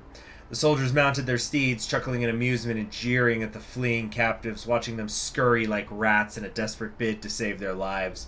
A mere execution for these Imperials was too clean. They deserved worse. They deserved to feel a fraction of the fear they had inspired in the name of their regent. They deserved to suffer as Russia had. Their last moments would be ones of abject terror, of pain, and suffering as the Black Army extracted justice long overdue. The charade had lasted long enough. Putting two fingers to her lips, she whistled, and the soldiers cheered and kicked their horses into action, and their bloodlust took over. As Mishorenko led the charge, she savored the terror of the Imperials, moments before they were trampled under the steeds of the reborn Black Army. Judgment rendered. Oh yeah. Okay, see, this is what I was afraid of. We're talking about healthcare in the chat now. Come on, okay. That's a warning. In the discussion, or I'm going to start timing people out. I shouldn't have even brought up any modern stuff. I should have used like a historical example or whatever. You want to hear some I was just remembering this. It has to do with maybe it's revealing something we're going to be doing tonight, or maybe tomorrow night. Let me read this. But remind me to say something about handkerchiefs. Remind me after this event. Handkerchiefs. Glorious inheritance. The ring of men cheered as the brawlers exchanged punches, a rhythm that persisted for several more minutes as another one landed a blow hard enough for the other to stumble back, lifting his hands in a drunken defense.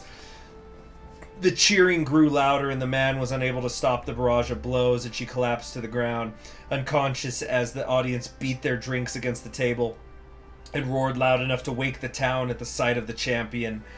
More drinks of sloshing brown and frothy beer were brought out by women who'd once managed what had once been the home of the Bratz governor, directly from the basement distillery. More brawls and fighting rings were springing up, a particularly large one between two of the few women who remained with the true Black Army.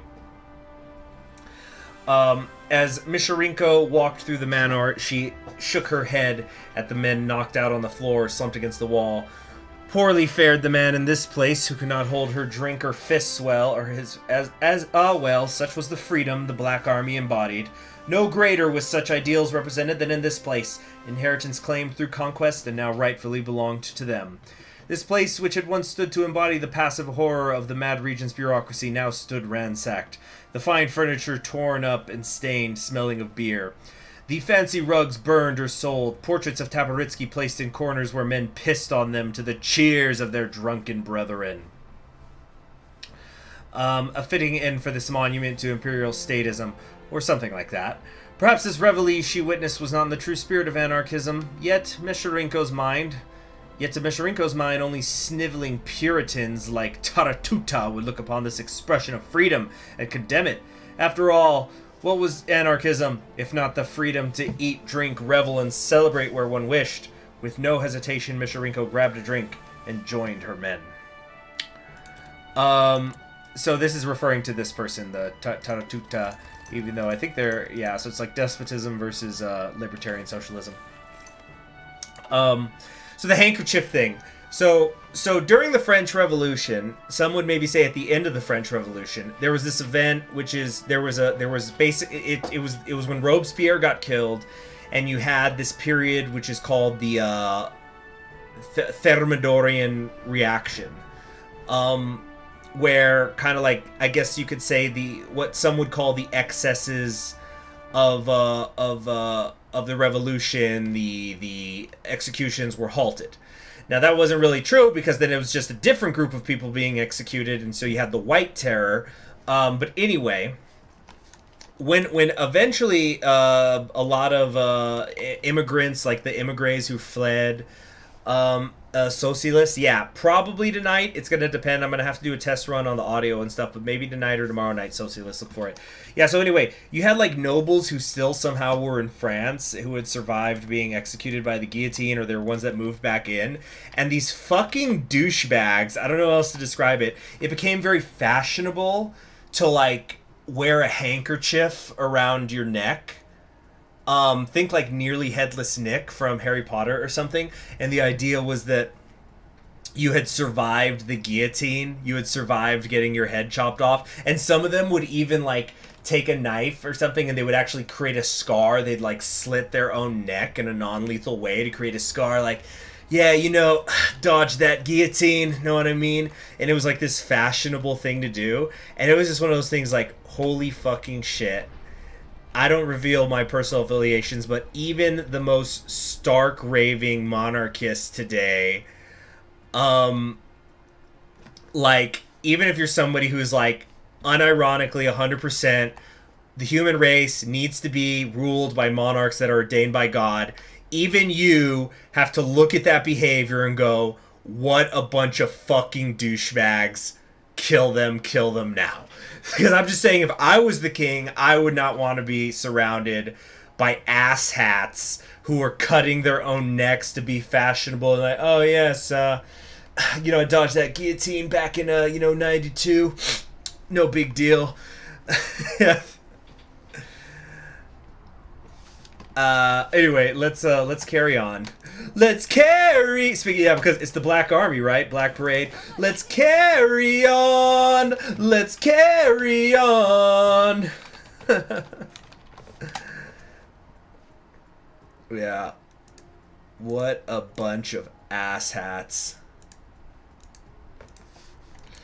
The, very, very well done, Socialist. Yes, les incroyables and les merveilleses, or whatever. Referring to the men and the women, respectively. The declaration of the Black Army to the traitor Taratuta. The stenographer shook nervously. It was an uproarious crowd laughed, and pointed guns around the room. This was not his job. He had been pulled from a random tent to draft a letter to Taratuta. Oh my god, this is referencing a painting! Oh! Does anybody know what this is? Yes. Oh, I love this. Let's read what this says. Actually, no, we're gonna read the... No, I can't take it off the screen. Okay, we'll read this version and then I'll read you the original version. This is beautiful.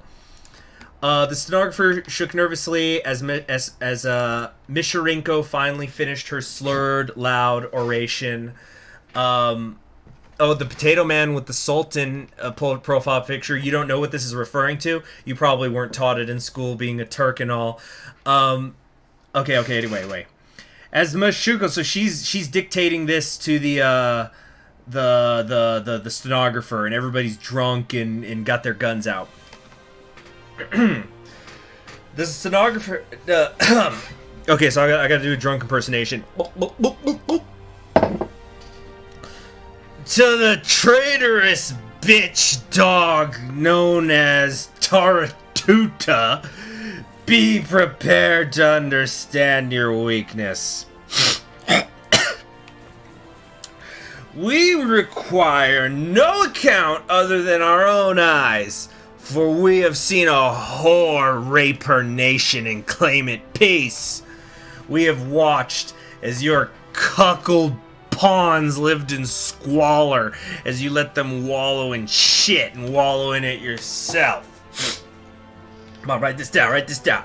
Watch Taratuta as 1,000,000 impure savages lick their lips as they think of ways to fuck your nation. You writing this down, boy? Without the watchful eye of the Black Army, there is no hope for the good people of Siberia. as they are trapped in a rancid carcass as it swarms with flies. Have you provided freedom and prosperity to your peasants? No. Those who have turned away from Andronidi Misharenko, the true liberator of the peasants and workers, are now as impoverished and sullen as the common bitch.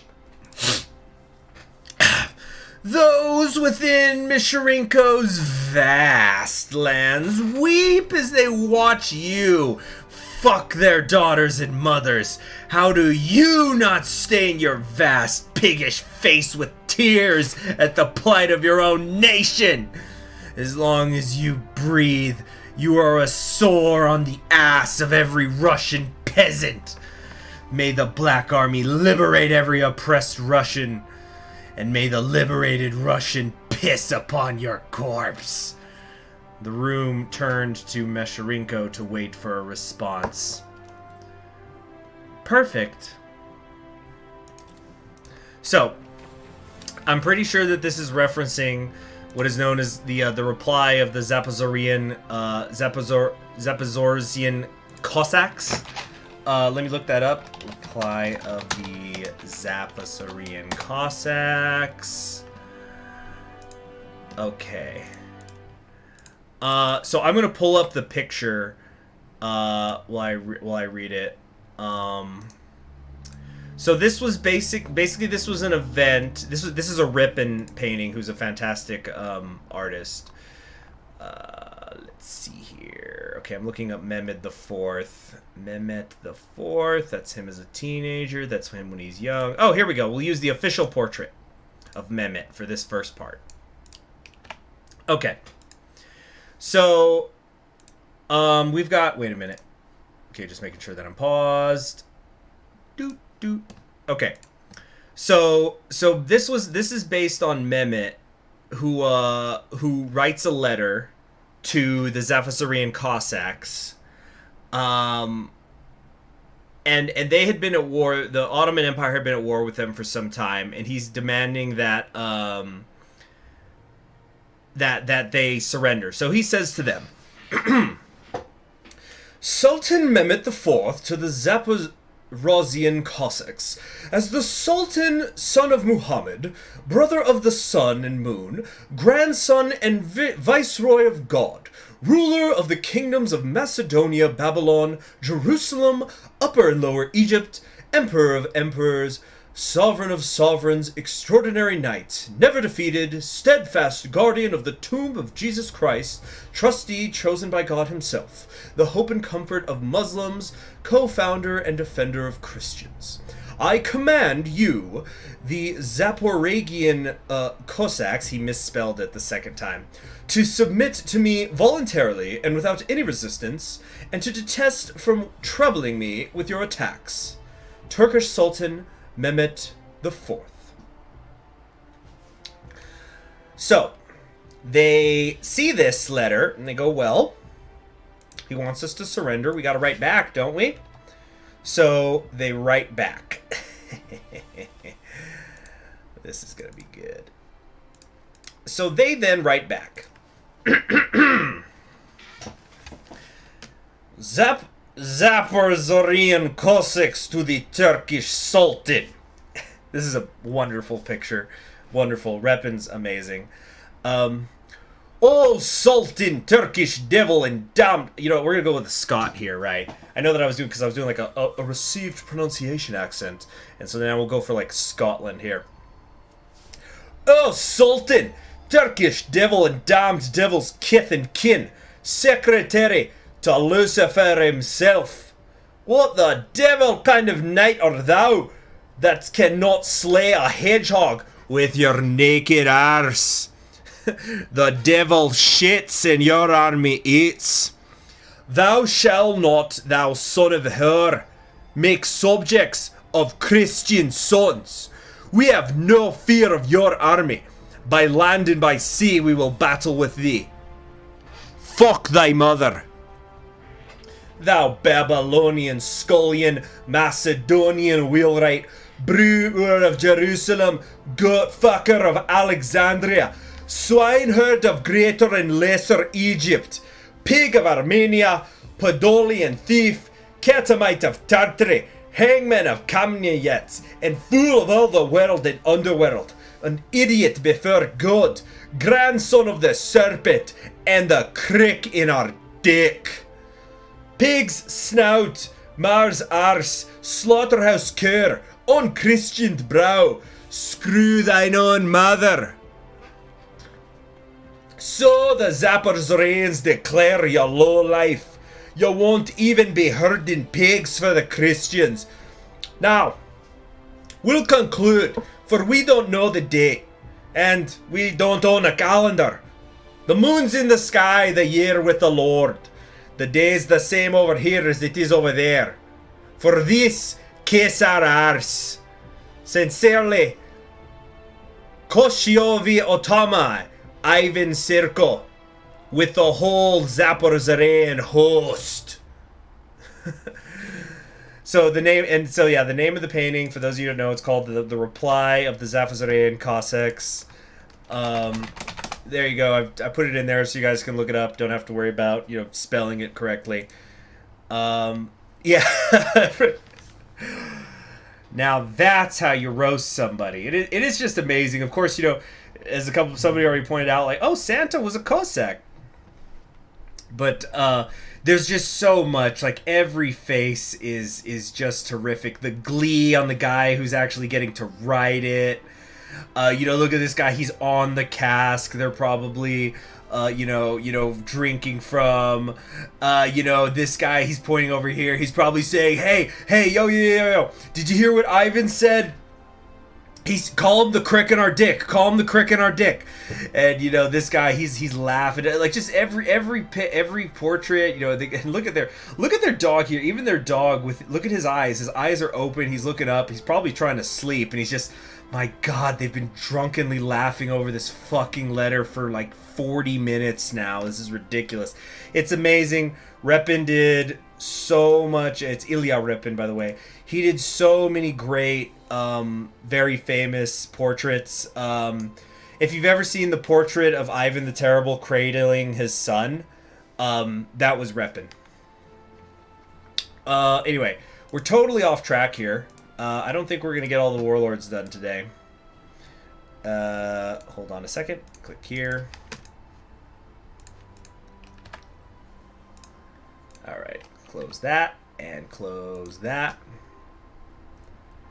Yeah, so yeah, well, yeah, Resident Cossacks, seethe, cope. So, you know, next time you're roasting somebody on the internet, don't be afraid to dream a little bigger, darlings.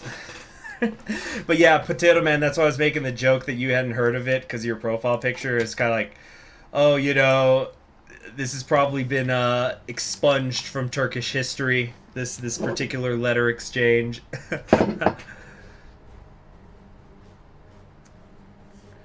All right. Whoop! Hold on now.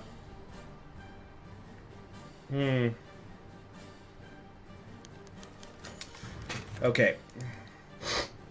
Taxation without protection. Yuri's first instinct was righteous indignation at the sight of these thugs first breaking into his house, ransacking it to their heart's content, and then taking what little money and valuables he had. He had furiously tried to move to stop them, only to freeze in fear. One of them lazily aimed his weapon in his direction. What do you think you're doing, comrade? God, I've completely lost all idea of what a Russian accent is. What do you think you're doing, companion? The Black Army soldier asked with a lazy, knowing smile that was missing several teeth. His ugly face was pinched and greasy. His dirty fingers rested on the trigger. You wouldn't be interrupting an official Black Army inspection, would you? You're robbing me! Yuri shouted. The soldier exchanged a glance with his partner before they both laughed. No, companion, the soldier said in between mocking chuckles. Not robbing, inspecting. It just so happens this is the monthly taxation period. He frowned mockingly. Or is it weekly? Ugh, doesn't matter, does it? Both men found their inside joke more funny than Yuri, who could only stand there in silent fury and fear, as he knew there was nothing he could do. "The Black Army appreciates your contribution, companion," the soldier said mockingly as he grabbed an unopened beer bottle on his way out. "Oh, that's a fine horse you have out front. Don't worry, we'll take good care of her." Everything just reverts to Scottish. With a lazy wave, both the Black Army bandits left the house they ransacked and ruined, barely keeping their amusement at their grand theft to themselves. Yuri knew that what they were stealing wasn't going anywhere but their own pockets. He felt sick. He remembered a time when the Black Army had once protected them, had once stood for something. Now, like everything the Regent had touched, what remained had been twisted and corrupted beyond recognition. Once soldiers, now bandits.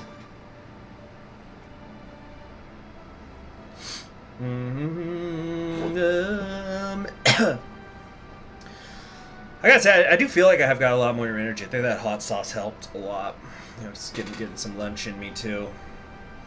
The Great Crusade. Under an overcast sky, the Black Army stood before him, before her, reformed greater than it had ever been before. Perhaps the guns were scuffed and haphazard, perhaps the uniforms were torn and dirty, perhaps their discipline was not quite firm as it once was, but did that matter now? In this land of misery and suffering, were they not still the shining beacon of liberty in Siberia? How could they not be? Misharenko knew that... Hold on. Oh shit, I was supposed to feed my cat 20 minutes ago. I'll be right back. What brand hot sauce was it? It's not super duper hot, but it's tasty. I was having the brown sauce of El Yucateco. They're a Caribbean hot sauce thing. I don't know how widely available they are, but we've at least got it here in El Paso. The brown's definitely my favorite. I go with the black when I want smoke flavored. I go with the green if I just want some heat, but I don't want something that's too flavorful, which sounds weird. It's like, you go with the green when you want less flavor? Yes, because the brown has a lot of different flavors in it. And so I'll usually put that if like I'm having like a relatively plain meal to spice it up. But if I'm eating something that already has a lot of flavor profiles in it, and I just want to add heat, I just go, that's when I use the green El Yucateco. Yes, I'm coming, Caesar, hold on.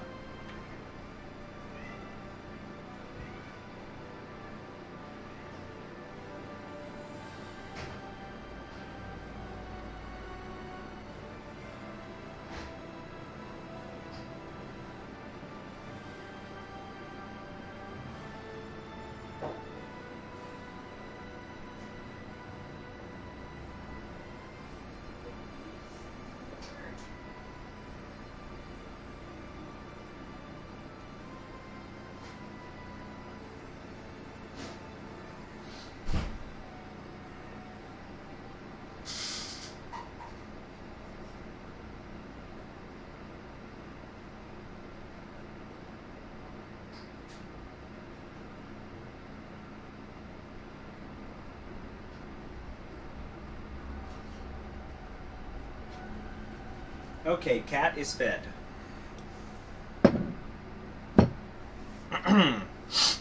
Alright. Companions! Free to true territory in a way the previous free territory had not possessed. The cowards and traitors under Taratuta called him a dictator, yet how could he be dictator when he saw the loyal... when he had the complete loyalty of her men? Jealousy, that was all it was. They saw the riches her men plundered, the endless stores of food and drink they enjoyed, and they stewed in anger at the sight of the true freedom her Black Army enjoyed. The Black Army, who was returning justice to the Serbian lands, one dead imperial at a time, along with anyone else foolish enough to stand in their way. Companions! She rode her horse up and down the line of soldiers who stood attentively with hunger in their eyes and bloodlust in their hearts. Beyond us stands oppression, tyranny, and traitors to the Black Army. The soldiers roared and booed the mention of Taratuta's rival state as Misharenko lifted a hand and silence once more fell. We have brought this land under our protection, but we will not abandon those beyond it to suffer under the hand of tyrants and traitors. She swung an arm outstretched to the greater Serbian lands. We are the singular beacon of freedom in Serbia. It's time to bring liberty, peace, and justice once more to the motherland. The ground shook from the cheers and roars of the army before her, and Misharenko's heart soared as she fed upon the energy displayed. Ready your arms, my brothers! Whoa, something got caught in my throat there.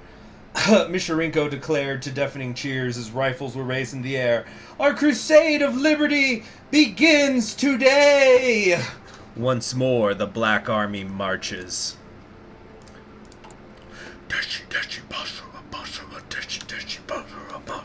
So now, let's go to the other Black Army, the Serbian Free Territory here. Black Army might be long gone, but the peasants were thankfully beneath notice, returning, utterly annihilated by the forces that now oppose them. Here we go.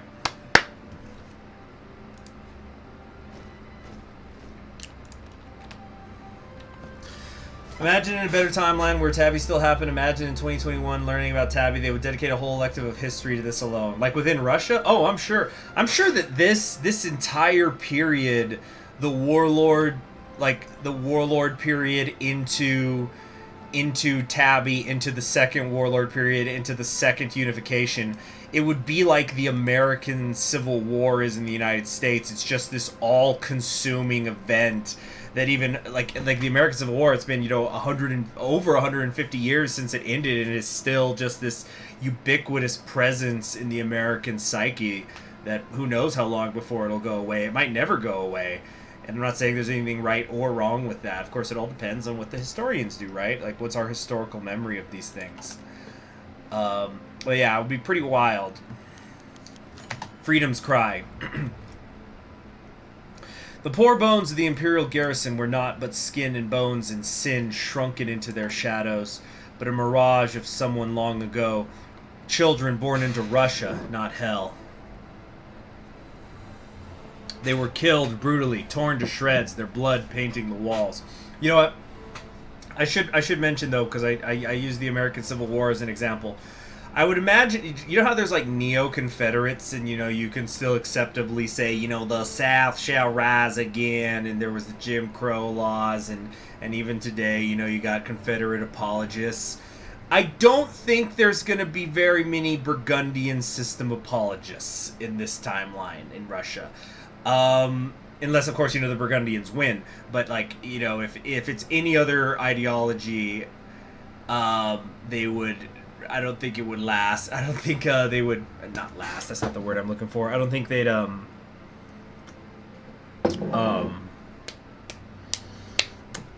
there'd be very many of them.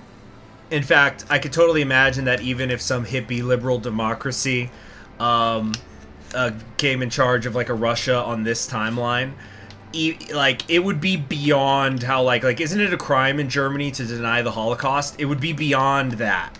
In a unified Russia here, even like in a hippie liberal democracy, it would be like an executable offense to believe in Burgundianism.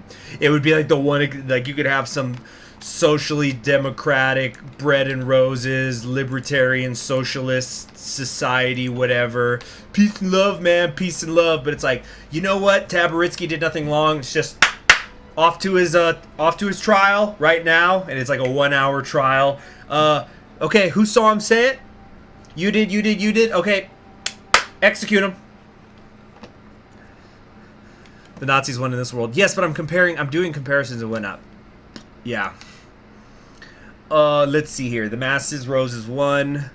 Oh yeah, weapons sprung from the wake of the Regent. Yeah, weapons sprung from floorboards, having been waiting for the day of freedom. Bullets sprang through the streets, and the Imperials were gunned down.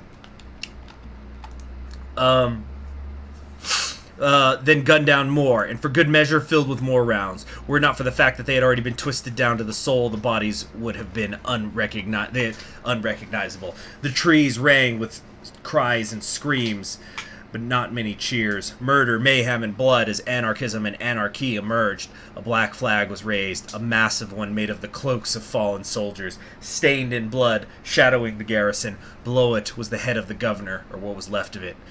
Do her sons love Mother Anarchy?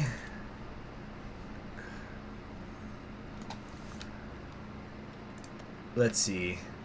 Oh, you guys were wondering like what would be how this would be remembered outside Russia? Yeah, Well, I think Tenbray's right. I think outside of Russia, it actually probably still would not be understood that much. It would just be like, oh, that's just Russia. Russia's chaos.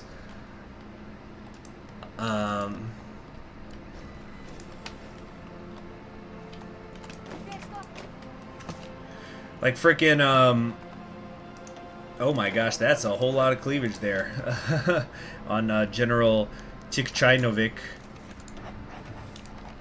Okay, Judgment Day. Some things had changed less than the people had hoped for after the fall of the Holy Russian Empire. There were still public executions, though, instead of lining the roads like the ones of old. They were in a slightly more vulnerable place, the public square, a mixture of bastards to the bone and innocents swung from the ropes. Yevgenia Taratuta was smoking. I don't know if I'd call her smoking. She kind of has a lowly look. Actually, no, there's boobs there. She's just wearing a loose shirt. I don't know if I'd call her smoking. Anyway, she used to not smoke. What? Oh, I get it. Whackity schmackity doo. But the prohibitions under the Empire made her miss the little ways one could kill themselves. She looked through... Oh, yeah, this is a character who actually canonically is a woman. Yeah. So even the regular portrait is a woman. She looked through the smoke at a local man responsible for a great deal of the executions, those of collaborators and those of falsely accused collaborators. You know I have to wear an eye patch, Tarturta, he said, his stone facial expressions barely moving. I'm sure it has to do with the Regent, he chuckled. That question was less rhetorical than you thought. I don't remember. Working in the factory after the Regent died, the pains grew to my entire body. There was no specific pain, but my being ached.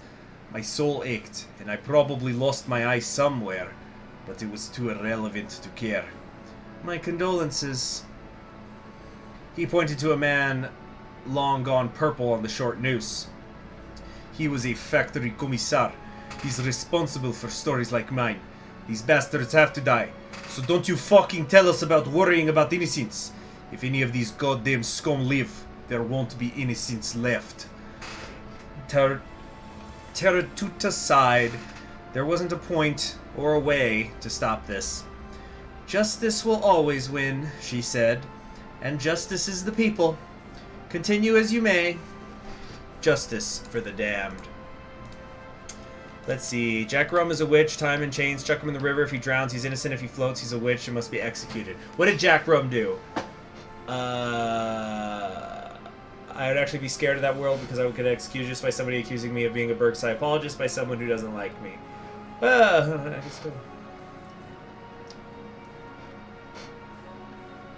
Can we have the save file for post-Tabby Russia? Yeah.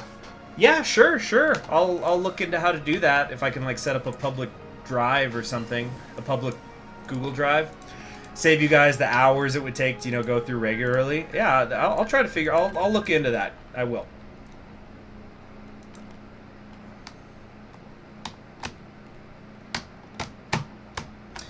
You know what, Kipsu? You have just inspired me to come up with a new rule for streams. It has now been... Goodness gracious, when was the first time I heard about the fucking Paul brothers? Even though I've never seen a video of theirs in my life. But for years now, I keep hearing about how much these Paul people suck. Apparently. I don't know what they do. I don't look into it. I don't follow them. But we're going to start timing people out when they mention them. Because I swear, this has been going on since like 2017 or something. I don't know. So I'm not going to time you out, Kipsu, but let's just make that a rule now. So, where was I? Oh yeah, right back to it. After a day of vengeance, heralded by the red sun's rise, the rouge and the warmth spread to earth, the redness and rivers of blood flowing through the streets of Kansk, reminding one of melted chains, the warmth in the fields, heat seemingly rising from the earth to warm hearts for the first time in years. Vasily looked at the fields. There was a time when he dreaded looking at a full field, knowing that most of it would go to the garrison, the mad regent. But now he looked and knew he was free, and knew his family was free. He saw heads poking between tall wheat stalks, some dancing, some just working. It belonged to them all, he had learned. The owner was a general, who was now a head on the stick. And the documents were burned along with most other remnants of government. Now the earth belonged to men, not the dead, and not the cruel. A woman was speaking on a tall podium, grasping a book to her chest, taking breaks between words to draw from a long cigar. "Workers," she said in a loud yet mellow voice, taught restraint by the dark times. "The state has been killed. The regent has been killed. All that is left is humanity and human spirits." Vasily smiled. Damn right. He could farm in peace as he wanted. "Now I ask you, the workers, to join us in the first conference. We shall decide for ourselves the direction of us, of Russia." Now that Vasily was less enthused about. Meetings were government, and government was a bullet. He'd stay home. The crops need farming. He was not alone in this. When the first Serbian-Soviet conference opened, Teratuta had found attendance quite lacking. All I wanted to do was live peacefully. Surprised you could still farm. Well, an earlier event said that this region was kind of ignored by the regent. I don't know much about this. Like, yeah, this is like Western Mongolia, Tanatuva. There's not very much out here. So the regency, they probably just kept, they just ignored it because they were trying to get to Irkutsk, right? No true anarchists. Yeah, Irkutsk alone, that city has 1.43 million people in it. This area's got less than 250,000, about 200,000. So this one city has got more people in it than all of this combined. So yeah, the Regency probably didn't pay attention to it except for, like it said, to just go shake down the farmers. All right. Along the winding road between the shadows of hills and out of the shadow left by man came a man on a horse, his outfit and means of transportation telling not of the era of man he resided in. It could have been at the beginning of Russia, and perhaps this was indeed a second beginning. Oh yeah, there goes Dickie. Oh yeah, Dickie's dead. You know what that means? We've just gotta... Let's remember Dickie as she once was, and watch the video again. It's so fun! You're gonna all deal with it. Submission. Oh, whoop. Submission is the princess way. Princess way! Here we go.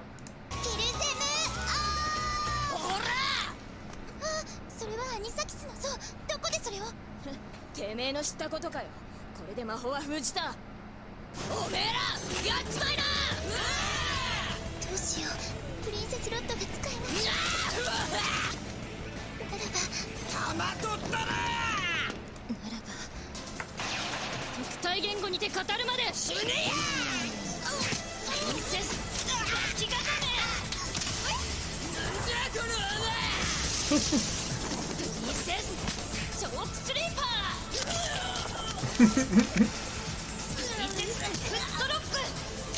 Oh god. Oh, that Americana is so good.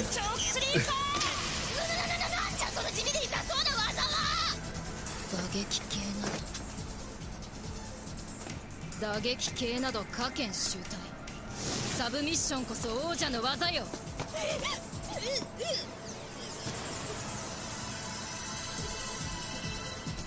リンセス。アキレス腱固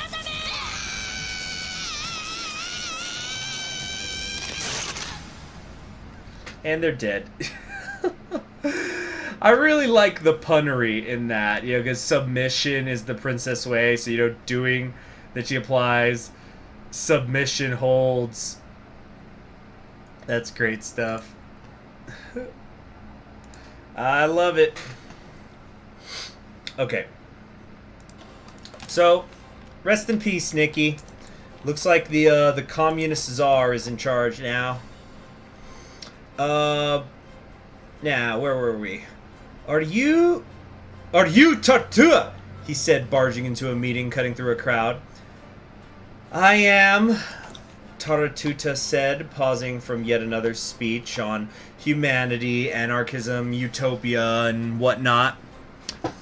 You fucking traitor to the people, he said, pulling a message out of his bag. What?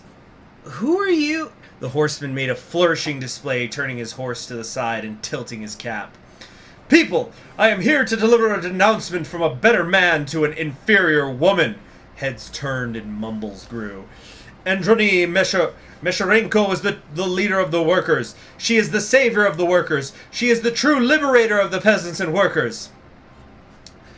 Do not listen to the statist. Do not listen to the fascist. He brings us closer to the days of the Regent, Taratuta said, luckily upon not entirely deaf ears, but they were not fully open either.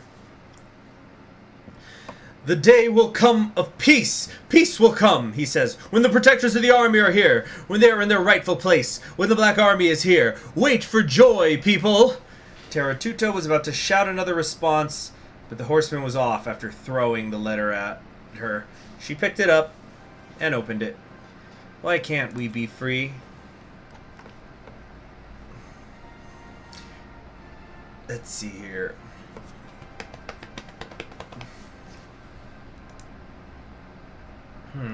Cancel that, cancel that. Okay. Yeah, she kind of seems just so tired, just kind of a, oh, god damn it. How did she end up in charge? Vasily was still in the fields. His stomach had not been so full in such a long time. He felt as if a physical weight had been lifted along with the spiritual one. He saw again the woman who gave so many speeches to the peasants of Kansk. The war comes! The Black Army comes! They claim to be anarchists. They claim to be protectors of the people. But no, they are but bandits. Their black flag is closer... So this is over here. This black flag is closer to the bandits of Orsk than the flag of the people. Vasily was confused. The Black Army sounded good from what he'd heard, and he didn't even know where Orsk was. His sack was full, so it was time to go back to the mill. What sounded of thunder woke Vasily from his nap. It was a shame, he thought. It had been so long since he'd been able to slack off. Being free of a boss was nice, he thought, but something horrible interrupted his thoughts. Anna, the girl he fancied, was face down, and he could hear her crying. Before he got up to go and help her, he saw the source of thunder.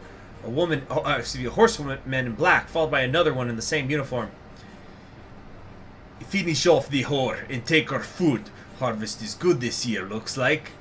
The man's voice was hoarse and bereft of compassion.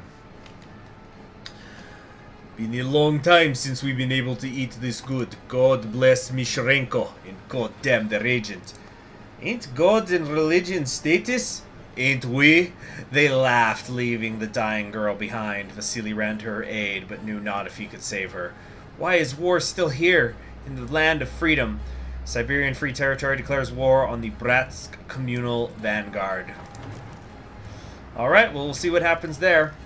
And now we keep moving onward to the Kingdom of Altai.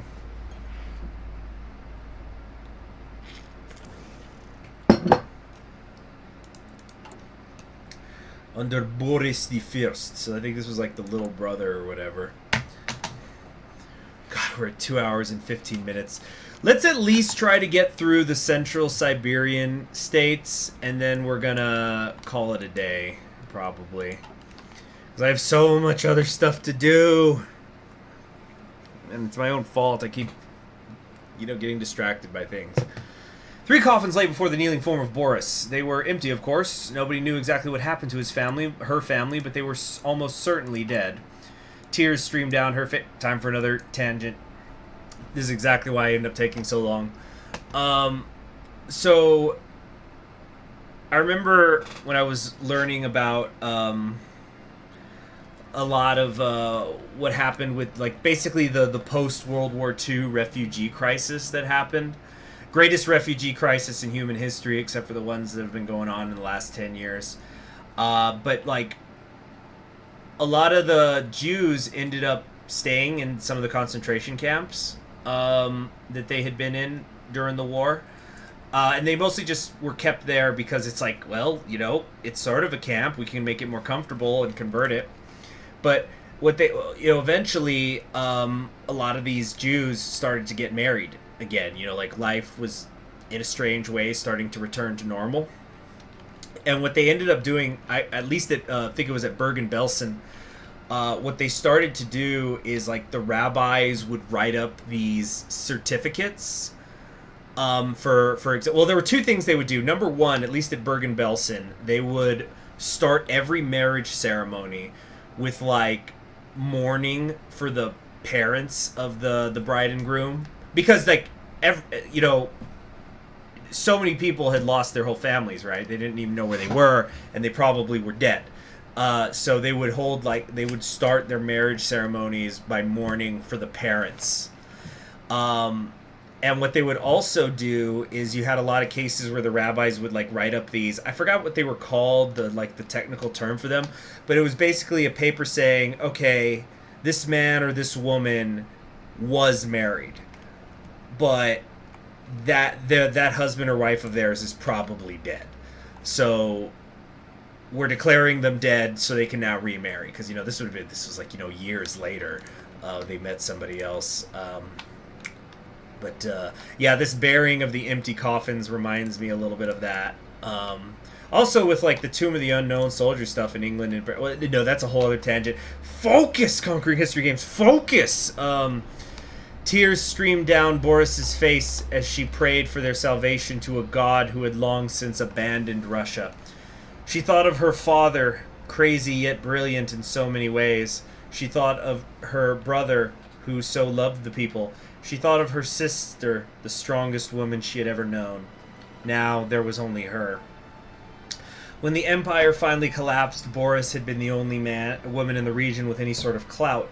The people looked to her now to guide them through the trials that lay ahead. Of course she had agreed, but she now found herself sick to her stomach at the trepidation of it all. She had always been the quiet one of the family, content to stick to administration and bureaucracy. She was not a leader. She could hardly compare to father or to her siblings. But if she could not lead the people, who could? The people of Alte were broken and lost, and she was all they had left.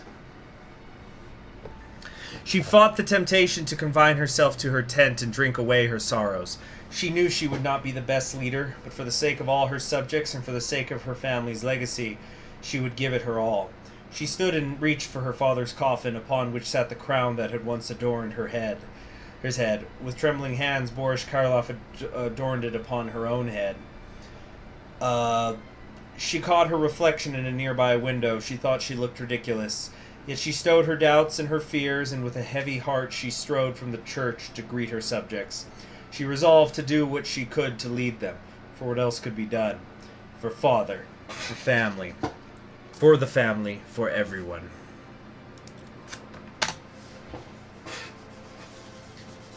Alright.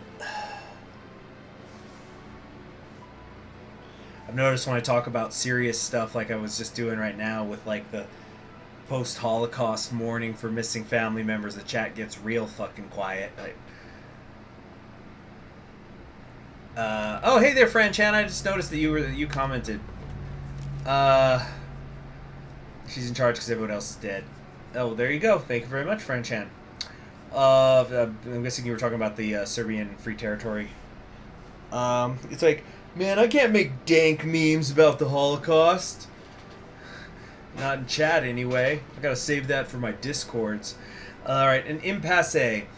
I'm sorry, but we just can't spare the soldiers. We've already overstretched keeping the bandits out, said Mayor Ivanov, his tired features scrunching up in frustration as he stared across the council table at one of the many peasant representatives.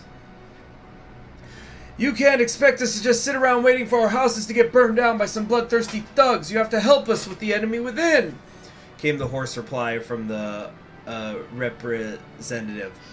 King Boris was already getting a headache, but despite the dull pain overwhelming the back of her skull, she continued to strain to follow the conversation. It was anarchy. Well, I think anarchy's over the border, but with officials yanked from all walks of life competing for their own needs to be met in a land that was drowning in loss and brimming with need. The clergy, the soldiers, the farmers, the workers all wanted things they could not have. So much was being said, pleaded for, promised with crossed fingers. As the Lord said, bastards! 15 troops has to be, this week alone, crematoriums. The words rushed past Boris as she tried to push through the fog overwhelming her mind, struggling to understand where the conversation had even wandered off to. Sweat beaded on her forehead as the words continued to blend together until her head was simply filled with rushing white noise. Now they were all looking at him, waiting for an answer to a question she hadn't heard. What was she supposed to tell them? She was just a general. This was the least she could do for her people, try to lead them, and yet she could still do so little. Boris sat up, straightening a crown he never wanted weathered by the years. She never wanted weathered by the years. The council's eyes beat down on her like hail. Someone tried to break the silence, hoping for an answer from the beleaguered king. Your Majesty, can you repeat that? Ow. Dang, I got bit by a spider. Ouch.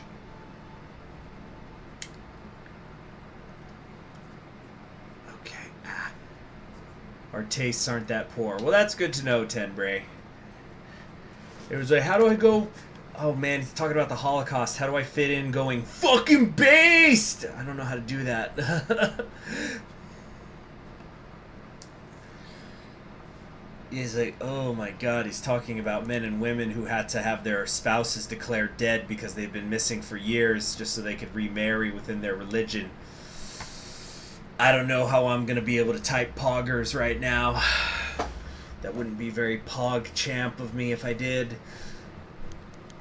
Oh, things might. I think that freaking Misharenko might get this because they've already, surrounded the capital. Weary beyond words. Boris gazed down the hall toward the stream, bubbling as it made its way gently across the clear green pasture. Her drusina were relaxing by the stream, chattering among themselves, the noise competing with the gurgle of the water. Boris, a few dozen feet above and beyond them and perched on the hillside, gripped a handful of soil where her hand rested for support. Exhaustion tugged at her limbs and wore away at her mind almost always. But right now she was able to find respite beneath an open sky. Calm moments are rare nowadays, and Boris tried to enjoy it as much as she could. Despite the softness of the grass, the noise of the stream, the majesty of the mountains beyond, and the pleasant breeze brushing cheerfully past her face, she still couldn't rid her mind of worry. The pastures beneath the foothills of the Altai Mountains were beautiful this time of year, as were the mountains themselves. The craggy giants, dusted with snow, were painted a dreamy purple by distance, sky, and shadow. It startled Boris to know that, at least in the words of humanity, a people so often wrong and arbitrary in their claims, these great beasts of stone belonged to him. They were a testament to the responsibility she now held and could not, in good conscience, release. They had seen so many rulers over the years, including her own father. The old man had seemed so invincible in his leadership of his territory, right up until the end. He ruled with dignity, grace, and power. He was a man truly worthy of subjugating mountains. Boris did not feel that way at all, so she sat and stared at the clear blue sky and asked herself, what would father do?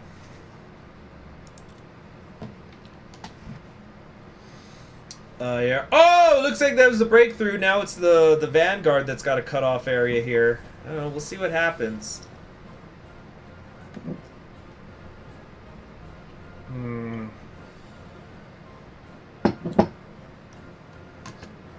Come on. Brothers in victimhood. Boris was puzzled when she received word of the delegation from the east. Very few traveled so far these days. The men who'd arrived were apparently from a group of Mongol pastoralists. What could they want so far from their home, especially after their people were so horrifically slaughtered by Tabaritsky's forces, was a mystery. Regardless, they were technically her subjects, so Boris agreed to hold an audience with them. The delegation were a sorry bunch. Their clothes were ragged, many looked half-starved, and a few lacked limbs, eyes, and other body parts. Yet the leader, an elderly Mongol who walked with a limp, smiled warmly as he approached. "Greetings, your majesty," he said in broken Russian. "We have come bearing aid for your people. We have brought food for the hungry and yurts for those without homes. He gestured behind him at their wagons loaded up with cheeses, dried meats, and bundles of fabric. Boris stared agape at the supplies, then back at the man. You would bestow this on us? Even after everything that has happened to you? Surely your people need these supplies. The old Mongol shook his head. Our people suffer, yes, but so do yours and all the people of this land. We are all brothers in victimhood now, and it is just that we do what we can to help each other. My only regret is that we could not bring you more. Boris found that words suddenly escaped him. In truth, the supplies were not much. They could feed and house a few dozen people at most. Yet these people who had so little themselves, who had every reason to hate the Russians for all that had happened, had come offering what they could to help him and her subjects. Fighting back tears, she could only utter breathless few words of gratitude. Thank you. Well, one day Iberia, not a priority. Not a priority. So don't count on it.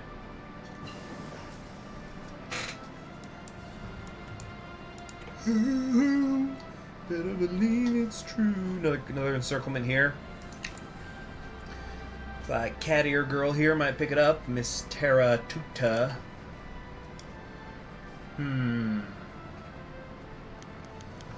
Once more with feeling. Boris smiled shruggedly through the coughs as she watched the fading glow of the cigarette butt sail through the gloomy dusk fog and suddenly snuff out as it hit the river a few meters below her. For a moment she wondered if the faded German magazines the camp had used as toilet paper the previous year had spoken true, and the smoking caused the cough. She cast the thought aside. There were 1,000 dreadful or ordinary things that could cause a cough in the misty ruins of Russia. What mattered was smoking helped. She opened the pack for another. Biat. Chucking the empty pack away, she marched back to her tent. No use asking the quartermaster. Boris had already squirreled away whatever leftovers of real tobacco could be found. After fruitlessly searching for several minutes, she could do little but sit down on her bed in frustration and take swigs from an old bottle of vodka to staunch her coughs. She couldn't even find her damned crown, much less some smokes. She wanted to cry, but knew she couldn't. The men outside, while rough men dressed in little more than filthy rags and old Ushenkas, all looked to her as a leader.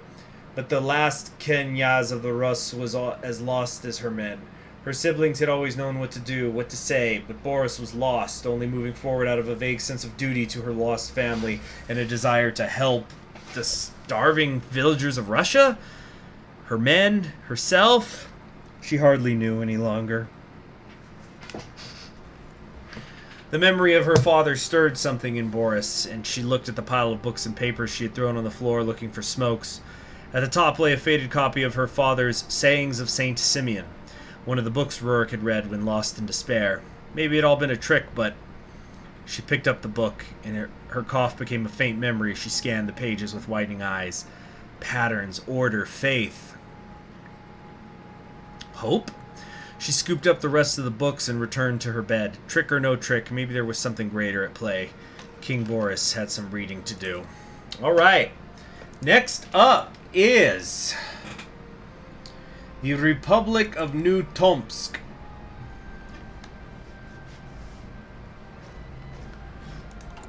All right. Oh, yeah, I really like this one. The Basteyards are in charge. Legacy of the Salons. Yeah, very nice portrait. I like it. That's one of my favorites of the post Warlords. This one really sticks out. Excuse me. Dust and echoes.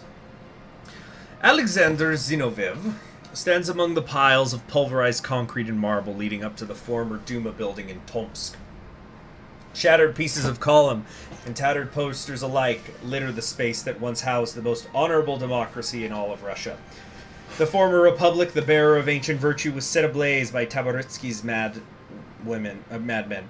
Now the abominable two-headed eagle had fallen into desolation itself, and Zinoviev had nowhere else to turn to. Excuse me. Zinoviev picked up a fraction of displaced Marshal and examined the Russian engravings, the whispers of democracy from before the wasteland. If any scholar could get a bird's-eye view of the ruin, she would surely have thought it belonged to a plaza from ancient Greece, not some pulverized remnants of a recent Russian government. Zinoviev remembered how the Republic of Tomsk took its virtues from the ancient Greeks: sociability, consciousness, benevolence, industriousness, to name a few. By comparison, Taboritsky's regime was only vice. It wasn't long ago that Zinoviev was standing right here, side by side with Lukashevov, Shostakovich, Karms, and Sakharov in the glorious Duma campaigning for the future of Russian progress. Now she was the last one standing. The dying fate of Tomsk now rests in her hands alone. Taboritsky's men tried to douse the flame of Russia's last hope and nearly succeeded in purging the degenerate liberalism for good. The last flicker in the torch sways side to side, unprotected from the raging wind. Tomsk has today to count and recover the dead lying in the wake of Taboritsky. But tomorrow, the city must rebuild. Democracy hangs by a struggling thread in hope of the middle of Siberia. But Zinoviev knows what she must do. Voices from the past beckon a new era. Okay. Let's see. How many have we done here? How many are there? 1, 2, 3, 4, 5, 6, 7, 8, 9. And then in the west, there's 1, 2, 3, 4, 5, 6, 7, 8, 9. A little bit over 9. Yeah, who didn't Taboritsky hate? I was gonna say the woman in the mirror, but we don't even know with that. Okay. A ragged, dirty group of scavengers walks the wasteland of once was Tomsk, looking for any sign of life neglected by Taboritsky's men. Nothing persisted more than the smell of moss and dew, with a faint hint of smoke as the scavengers traveled deeper into the rough Serbian forest. Discarded wood, piles of ash, and crumbled marble littered the landscape. Of course, not one could forget the 2 or 3 charred bodies every 200 yards. Deep into the forest, a polished rectangular wooden box rests among the teal grass and the black dirt. A closer look reveals inhuman claw marks along the top half of the box. Whoever found this box before had pried it open violently. The leader of the group slowly and easily lifts the opening of the box, revealing the looted corpse of Boris Pasternak, the founder of the Republic. All of his valuables were taken from him, but the body remains in one piece, much to the group's surprise. The scavengers pick up the coffin at once and return home. The remnants of the Duma are delighted to see Pasternak's body recovered and in good condition. The older members recall how Pasternak fought tooth and nail to maintain his sacred democracy against all opposition. Younger members recall stories of Pasternak's fervent determination to see Tomsk thrive as she worked until her last breath. The Decembrists take pride in knowing that Pasternak was one of their own, and they vigorously insisted that Pasternak be given a proper reburial. The shining white sun begins to set, illuminating the bright green grass. The Decembrists gather on a large hill overlooking the river Ob, each one holding on to Pasternak's polished coffin. Dark green trees reflect against the sparkling river as the sun grows dimmer.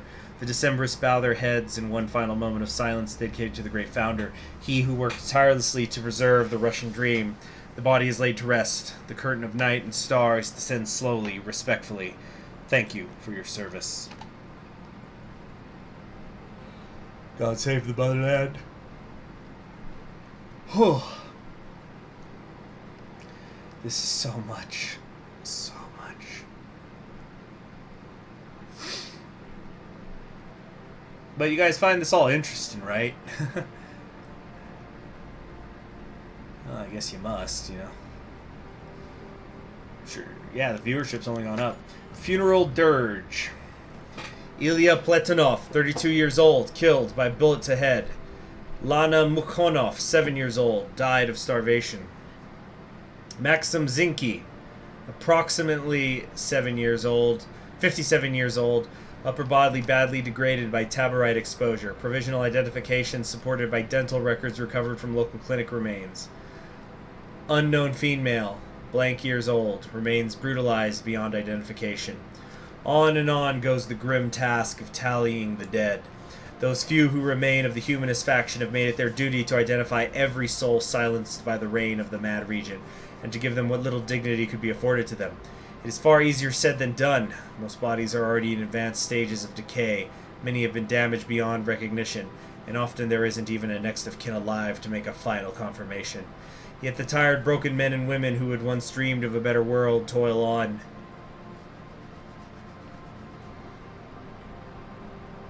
What few bodies that can be clearly identified are turned over to their families, if any still live.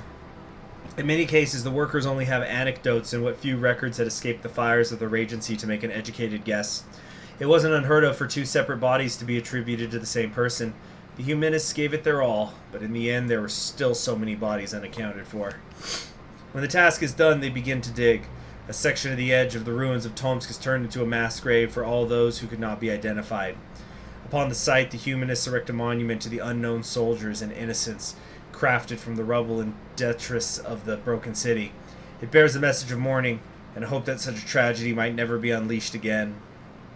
As the men and women stand solemnly around their last great work, a bitter finality sets upon them, for they know that this grave does not merely represent their lost ones, but something far, far greater. There lay buried the corpse of Russia.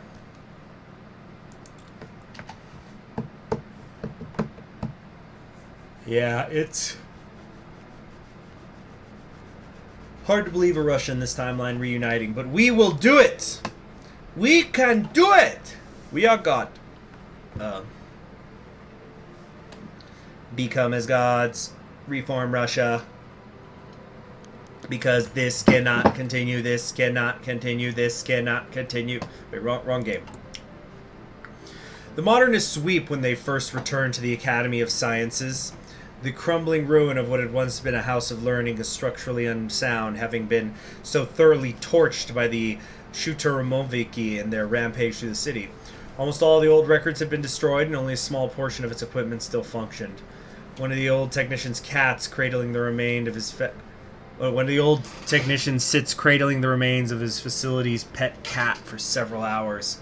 Eventually, the men and women of science realize that the time for mourning will not last forever. And soon they will need to salvage what they can of their old lives. With the husk of the Academy as their base of operations, the most skilled surviving engineers of the modernists set out to bring back some semblance of order to the land. The old politics of the city are now irrelevant, and the other factions are busy with their own priorities. So the modernists mostly go where they please. Soon, some limited amenities of the Academy and in the surrounding area are restored. But without reliable power and water supply, there is little more they can do. So, their attention turns towards the power plant. The nucleus of the old city, it had been bombed harshly during the Regent's march. The materials needed to repair it are scarce, but the power it could provide is too crucial to pass up. Slowly, the engineers got to work.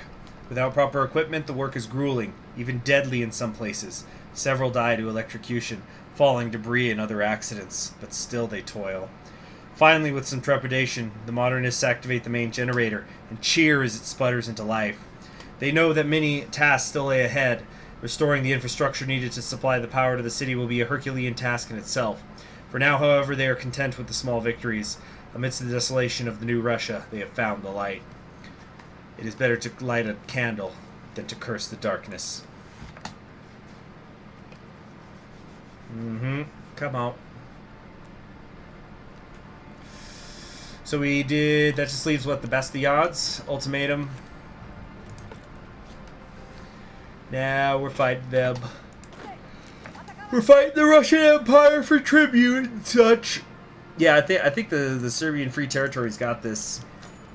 Bent, but unbroken. The Bastards have always stood for a Russia that is strong and defended against the dangers levied against it. Once they would have strived to build an army and an industry to rival the world's great powers. Now they can only hope that their people have enough food to stave off starvation. They are now the leaders of the Republic of New Tomsk merely by virtue of having the most members to survive the Regent's madness. While the other factions trifle over the ruins of their old dreams, the Bastards turn to the well-being of the people. Under the leadership of Zinoviev, they establish kitchens and makeshift clinics amidst the ruins of the old city, even going so far as to reach out into the surrounding villages and towns. They do what they can to tend to the basic needs of the people, with what little food and medicine remains. The kitchens are a microcosm of the new Russia. Broken men, dead-eyed women, starving children, all come to be fed and treated as best as the Bastards can manage. They become a small beacon of normality where the people come together to nurse their damaged psyches and find comfort in their shared trauma. The damage caused by the Reign of Terror lingers in the mind as well as in the physical world. But under the care of Zinoviev's men, the people can find some semblance of healing. In the old Tomsk, the Bastards were often regarded as the coldest of the factions, caring more about the strength and sanctity of Russia than the people who lived within it. Now, only after Russia had been so thoroughly shattered beyond repair, the people could see clearly that they truly did care. A people's strength comes from many places, and in times such as these, the Bastards sought only to secure the strength of the people to survive. Strength in iron, strength in bread. So that's it. You know what? That makes me think of something. Let me grab a book here. So you all are pretty familiar with Herbert Hoover, I'm sure. Hoovervilles, you might have heard of them. But did you know that Herbert Hoover was a part of getting food to the effort to get food to the people of Russia who were starving because of the ongoing civil war? And I got in this book here a letter that he was sent. Let's see here. No, not there, not there. But it's just kind of interesting, the things that you think are going to be remembered and then they're not necessarily. Do I have it here? Stalin's Revolution, Great Group Forward, no. Great New Russia, no. Nationalism, Immigrants, no. Where's the Hoover thing? I'm trying to find it. Experiment, the Ghost of 1960. You know what, let me go to the index. Just go to the H's, right? Hoover, page 779.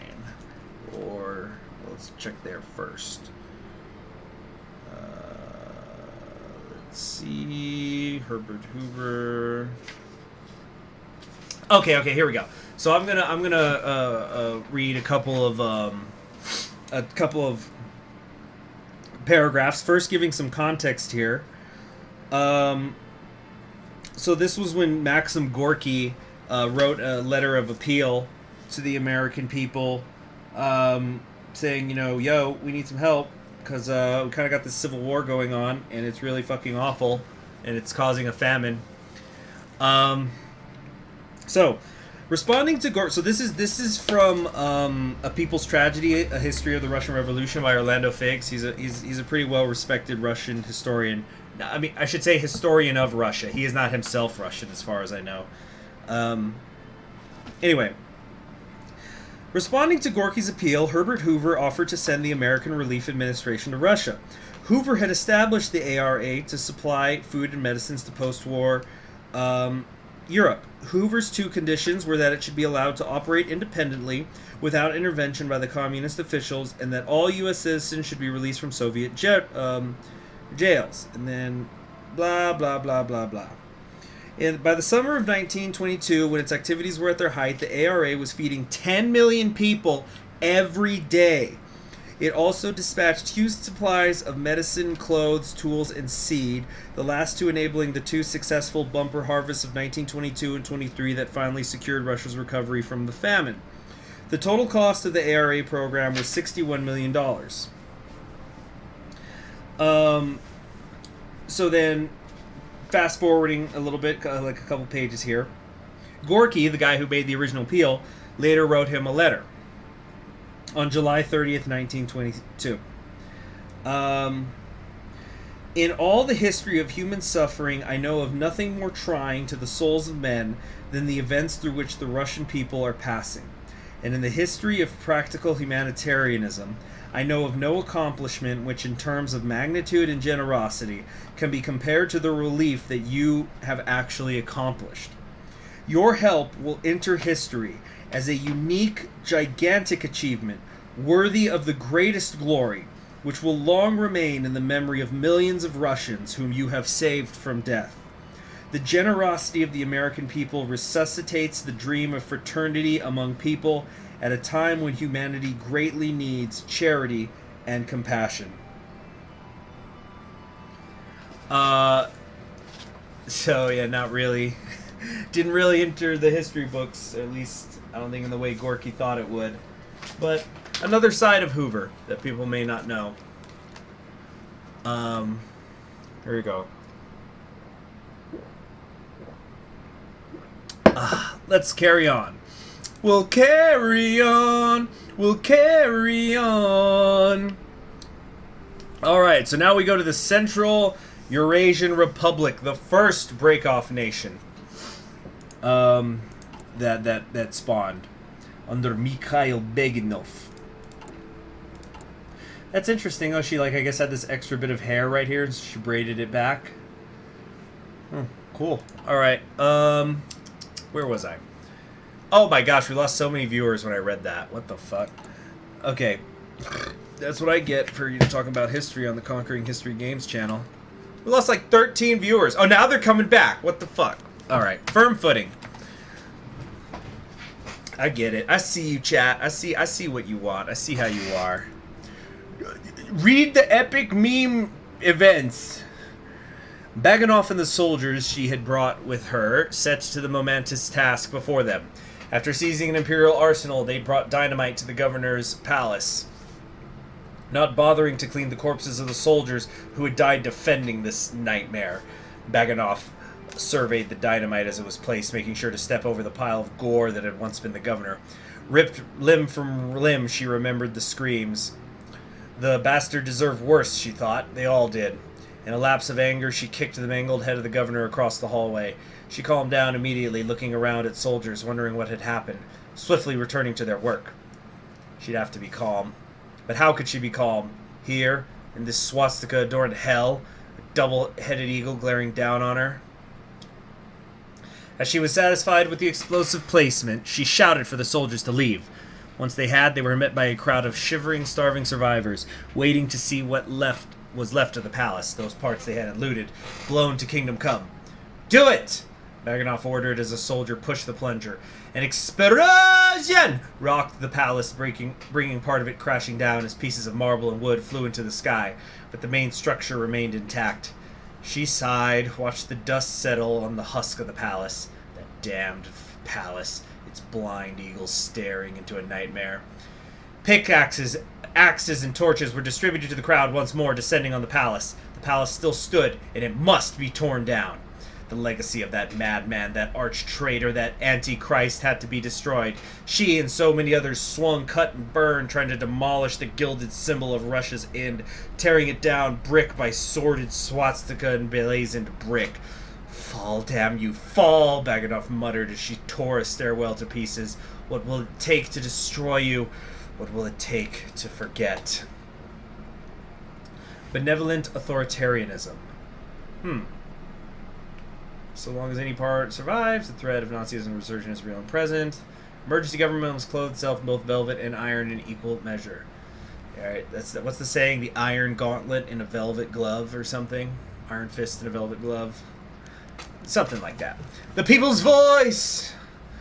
Baganov pulled her old Colt closer to her body. It was cold even here in the former Army District headquarters that passed for her presidential office, which was one of the few buildings that had an independent power supply. With the breakdown of the power grid, only those buildings with generators could still provide heating. She didn't know how many had already frozen to death, how many would in the coming months.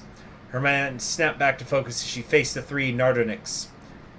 Mr. President, are you alright? When asked, Yes, I was just thinking of something. Please continue, Mr. Ivanov. The peasantry requires additional aid. With the destruction of Novosibirsk's factories in the past decades, we Narodniks represent the common people of the Republic.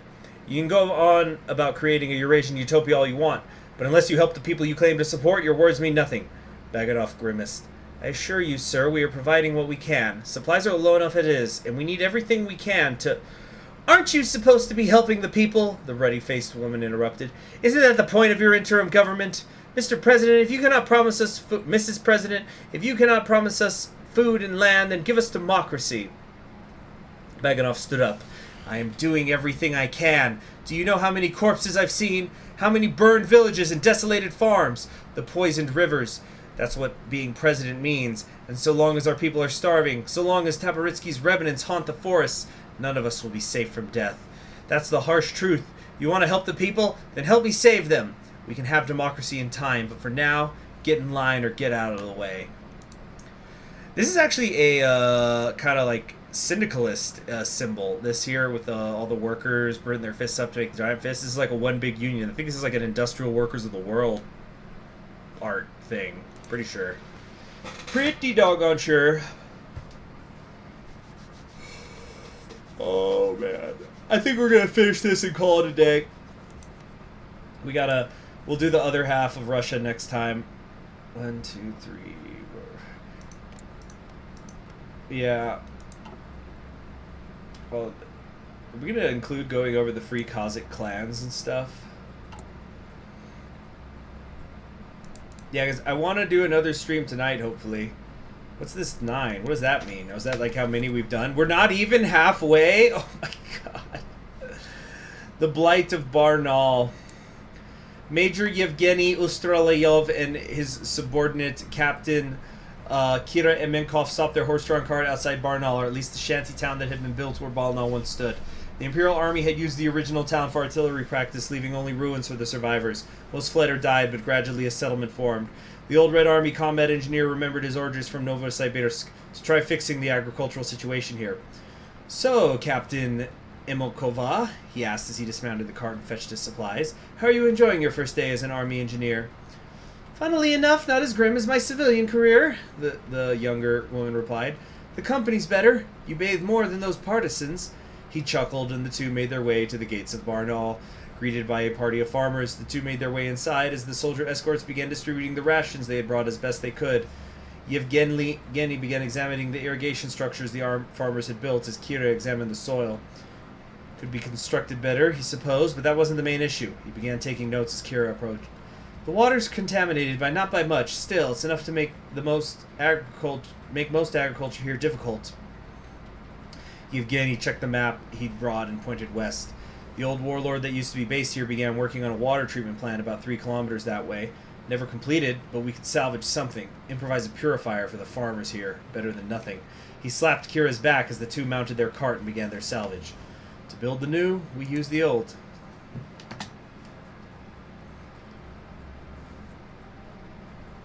Yeah, because we got to go into the Cossack purification army and stuff, so, oh man. Next time I'll try to be a little bit more focused. Next stream where I do of this, which will probably be tomorrow. But tonight, I'm hoping tonight to premiere a new series, a new game on the channel, which somebody in the chat has brought up before, and it has been suggested to me a few times. But it's kind of funny because I've owned the game for years, I think, and it's like that people say, "Oh, you should check this out," and it's like, "Oh, I'm ahead of you, buddy. Don't worry." Yekaterina took a break from her grim task at the streets of her old hometown, Novosibirsk. The Siberian winter and collapse of agricultural supply had taken its toll on the city, and President Baganov had ordered the army to begin cleaning up the bodies of those who had succumbed. The homeless population was found slumped, frozen, in alleys and ruined shops. She then had to go into homes to find those who'd frozen to death in their own beds, or taken a more merciful way out first. God help her if the dogs had gotten there first. As she drank from her battered flask of vodka, she looked up at the ruined building in front of her. Above the doorway, she made out the outline of 3 gears, a familiar symbol, but one she could not place. She stood up and found a placard covered in the snow. She picked it up, dusting off the snow, and made out a faded word on the battered placard. Progress. She remembered it all at once. The Titan Corporation. The brains of the Federation. The nerve center of the Falcon's attempt to forge his new Russia. She scoffed. In a past life, she had been a Narodnik, one of those who kept the promise of a Russia that worked for all the people alive. Titan, Sibir, Phoenix, all their supporters. What did they know of progress? What had their progress done for the people? But in spite of everything, she felt sorrow? Did she miss them? Yes, she concluded. They were bastards to a man, but they believed in progress, in a strong Russia. In a land where at the very least slaves wouldn't be forced into backbreaking shifts for the glory of a dead princeling, or where she wouldn't have to throw frozen corpses onto pyres because they couldn't dig enough graves. She sighed and took another swig. Titan's progress was lost to the madness of what used to be Russia. She threw the placard to the side as she returned to work. Regression.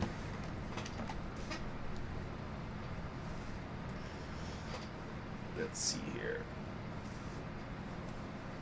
I should end on the Cossack clans because they're blessed. Well, aren't they actually a democracy? Like, aren't they the furthest left, not counting communism? Let's see here. Oh, no, yeah, these guys are conservative democracy, and then no, that's the Purification Army. Whoops, this one, yeah, these are the democracy. Okay. What about Amur or Magadan or Archangel? We could find help there. And we'll get shanked for horse meat in Amur, Magadan, or Archangel instead of in Novosibirsk, replied Vasily as he glanced askance at his brother. Sounds like a dream. Now shut up and help me. There's got to be a good plane here somewhere. The airplane graveyard outside Novosibirsk stretched around them. Most of them were old fighter planes from the war their parents had fought against the Germans, and were at best incapable of flying beyond either Lake Baikal or the Urals. They searched through plane after plane, careful to try and avoid those with the Imperial Eagle and swastika on them. They had seen those fly over the skies countless times, bearing gas bombs to some unfortunate village. Even if they were sure they couldn't trigger the chemical weapons inside, these planes were only capable of slightly longer fights than the fighters. They were made for terror, not travel. But almost a full day of searching, salvaging, praying revealed the horrible truth. These cursed engines of death were the best they had. Vasily looked at a map as he sat against the wing of a Yak-9. Once we fix this rusty Ken, we'll fly to Irkutsk for resupply, then to Chomikan. After that, we either ditch the plane and head to Sakhalin by boat, or ditch the plane in Petropavlovsk and then leave for Alaska. Vasily, I'm not sure I don't fucking care, Dmitri. It's better than nothing. Stunned into silence and ashamed at his outburst, he helped his brother fuel the plane. Wings of death, carry us to safety. Okay, so that's going to be it. It's been 3 hours. We got halfway across Russia. In the next episode, I'll do my best to be a bit faster. Looks like the Serbian Free Territory definitely has this under control. And we're going to do the other half, and then the live stream. After that, we'll hopefully be able to do the North Russian Liberation Front, and we're going to unify Russia, and then that's it. That is it. It is going to be time for my live stream hiatus. It's going to be time for my... Yeah, I'm just going to take a break from that and Hearts of Iron 4. You guys probably won't notice that I'm taking a break from Hearts of Iron 4 because I'm going to have pre-recorded stuff that's going to be getting uploaded. But I need to get away from the game for a little bit. Anyway, thank you very much for joining me. I am Conquering History Games, and you all have a good day. And if you can, keep an eye out for a stream tonight. It's going to be a brand new game on the channel. Hopefully. I still need to test the audio settings and the capturing and stuff, but I'm really hoping it's going to work. So, I'm excited for it, and I hope you are too. Take care, everybody. Good night.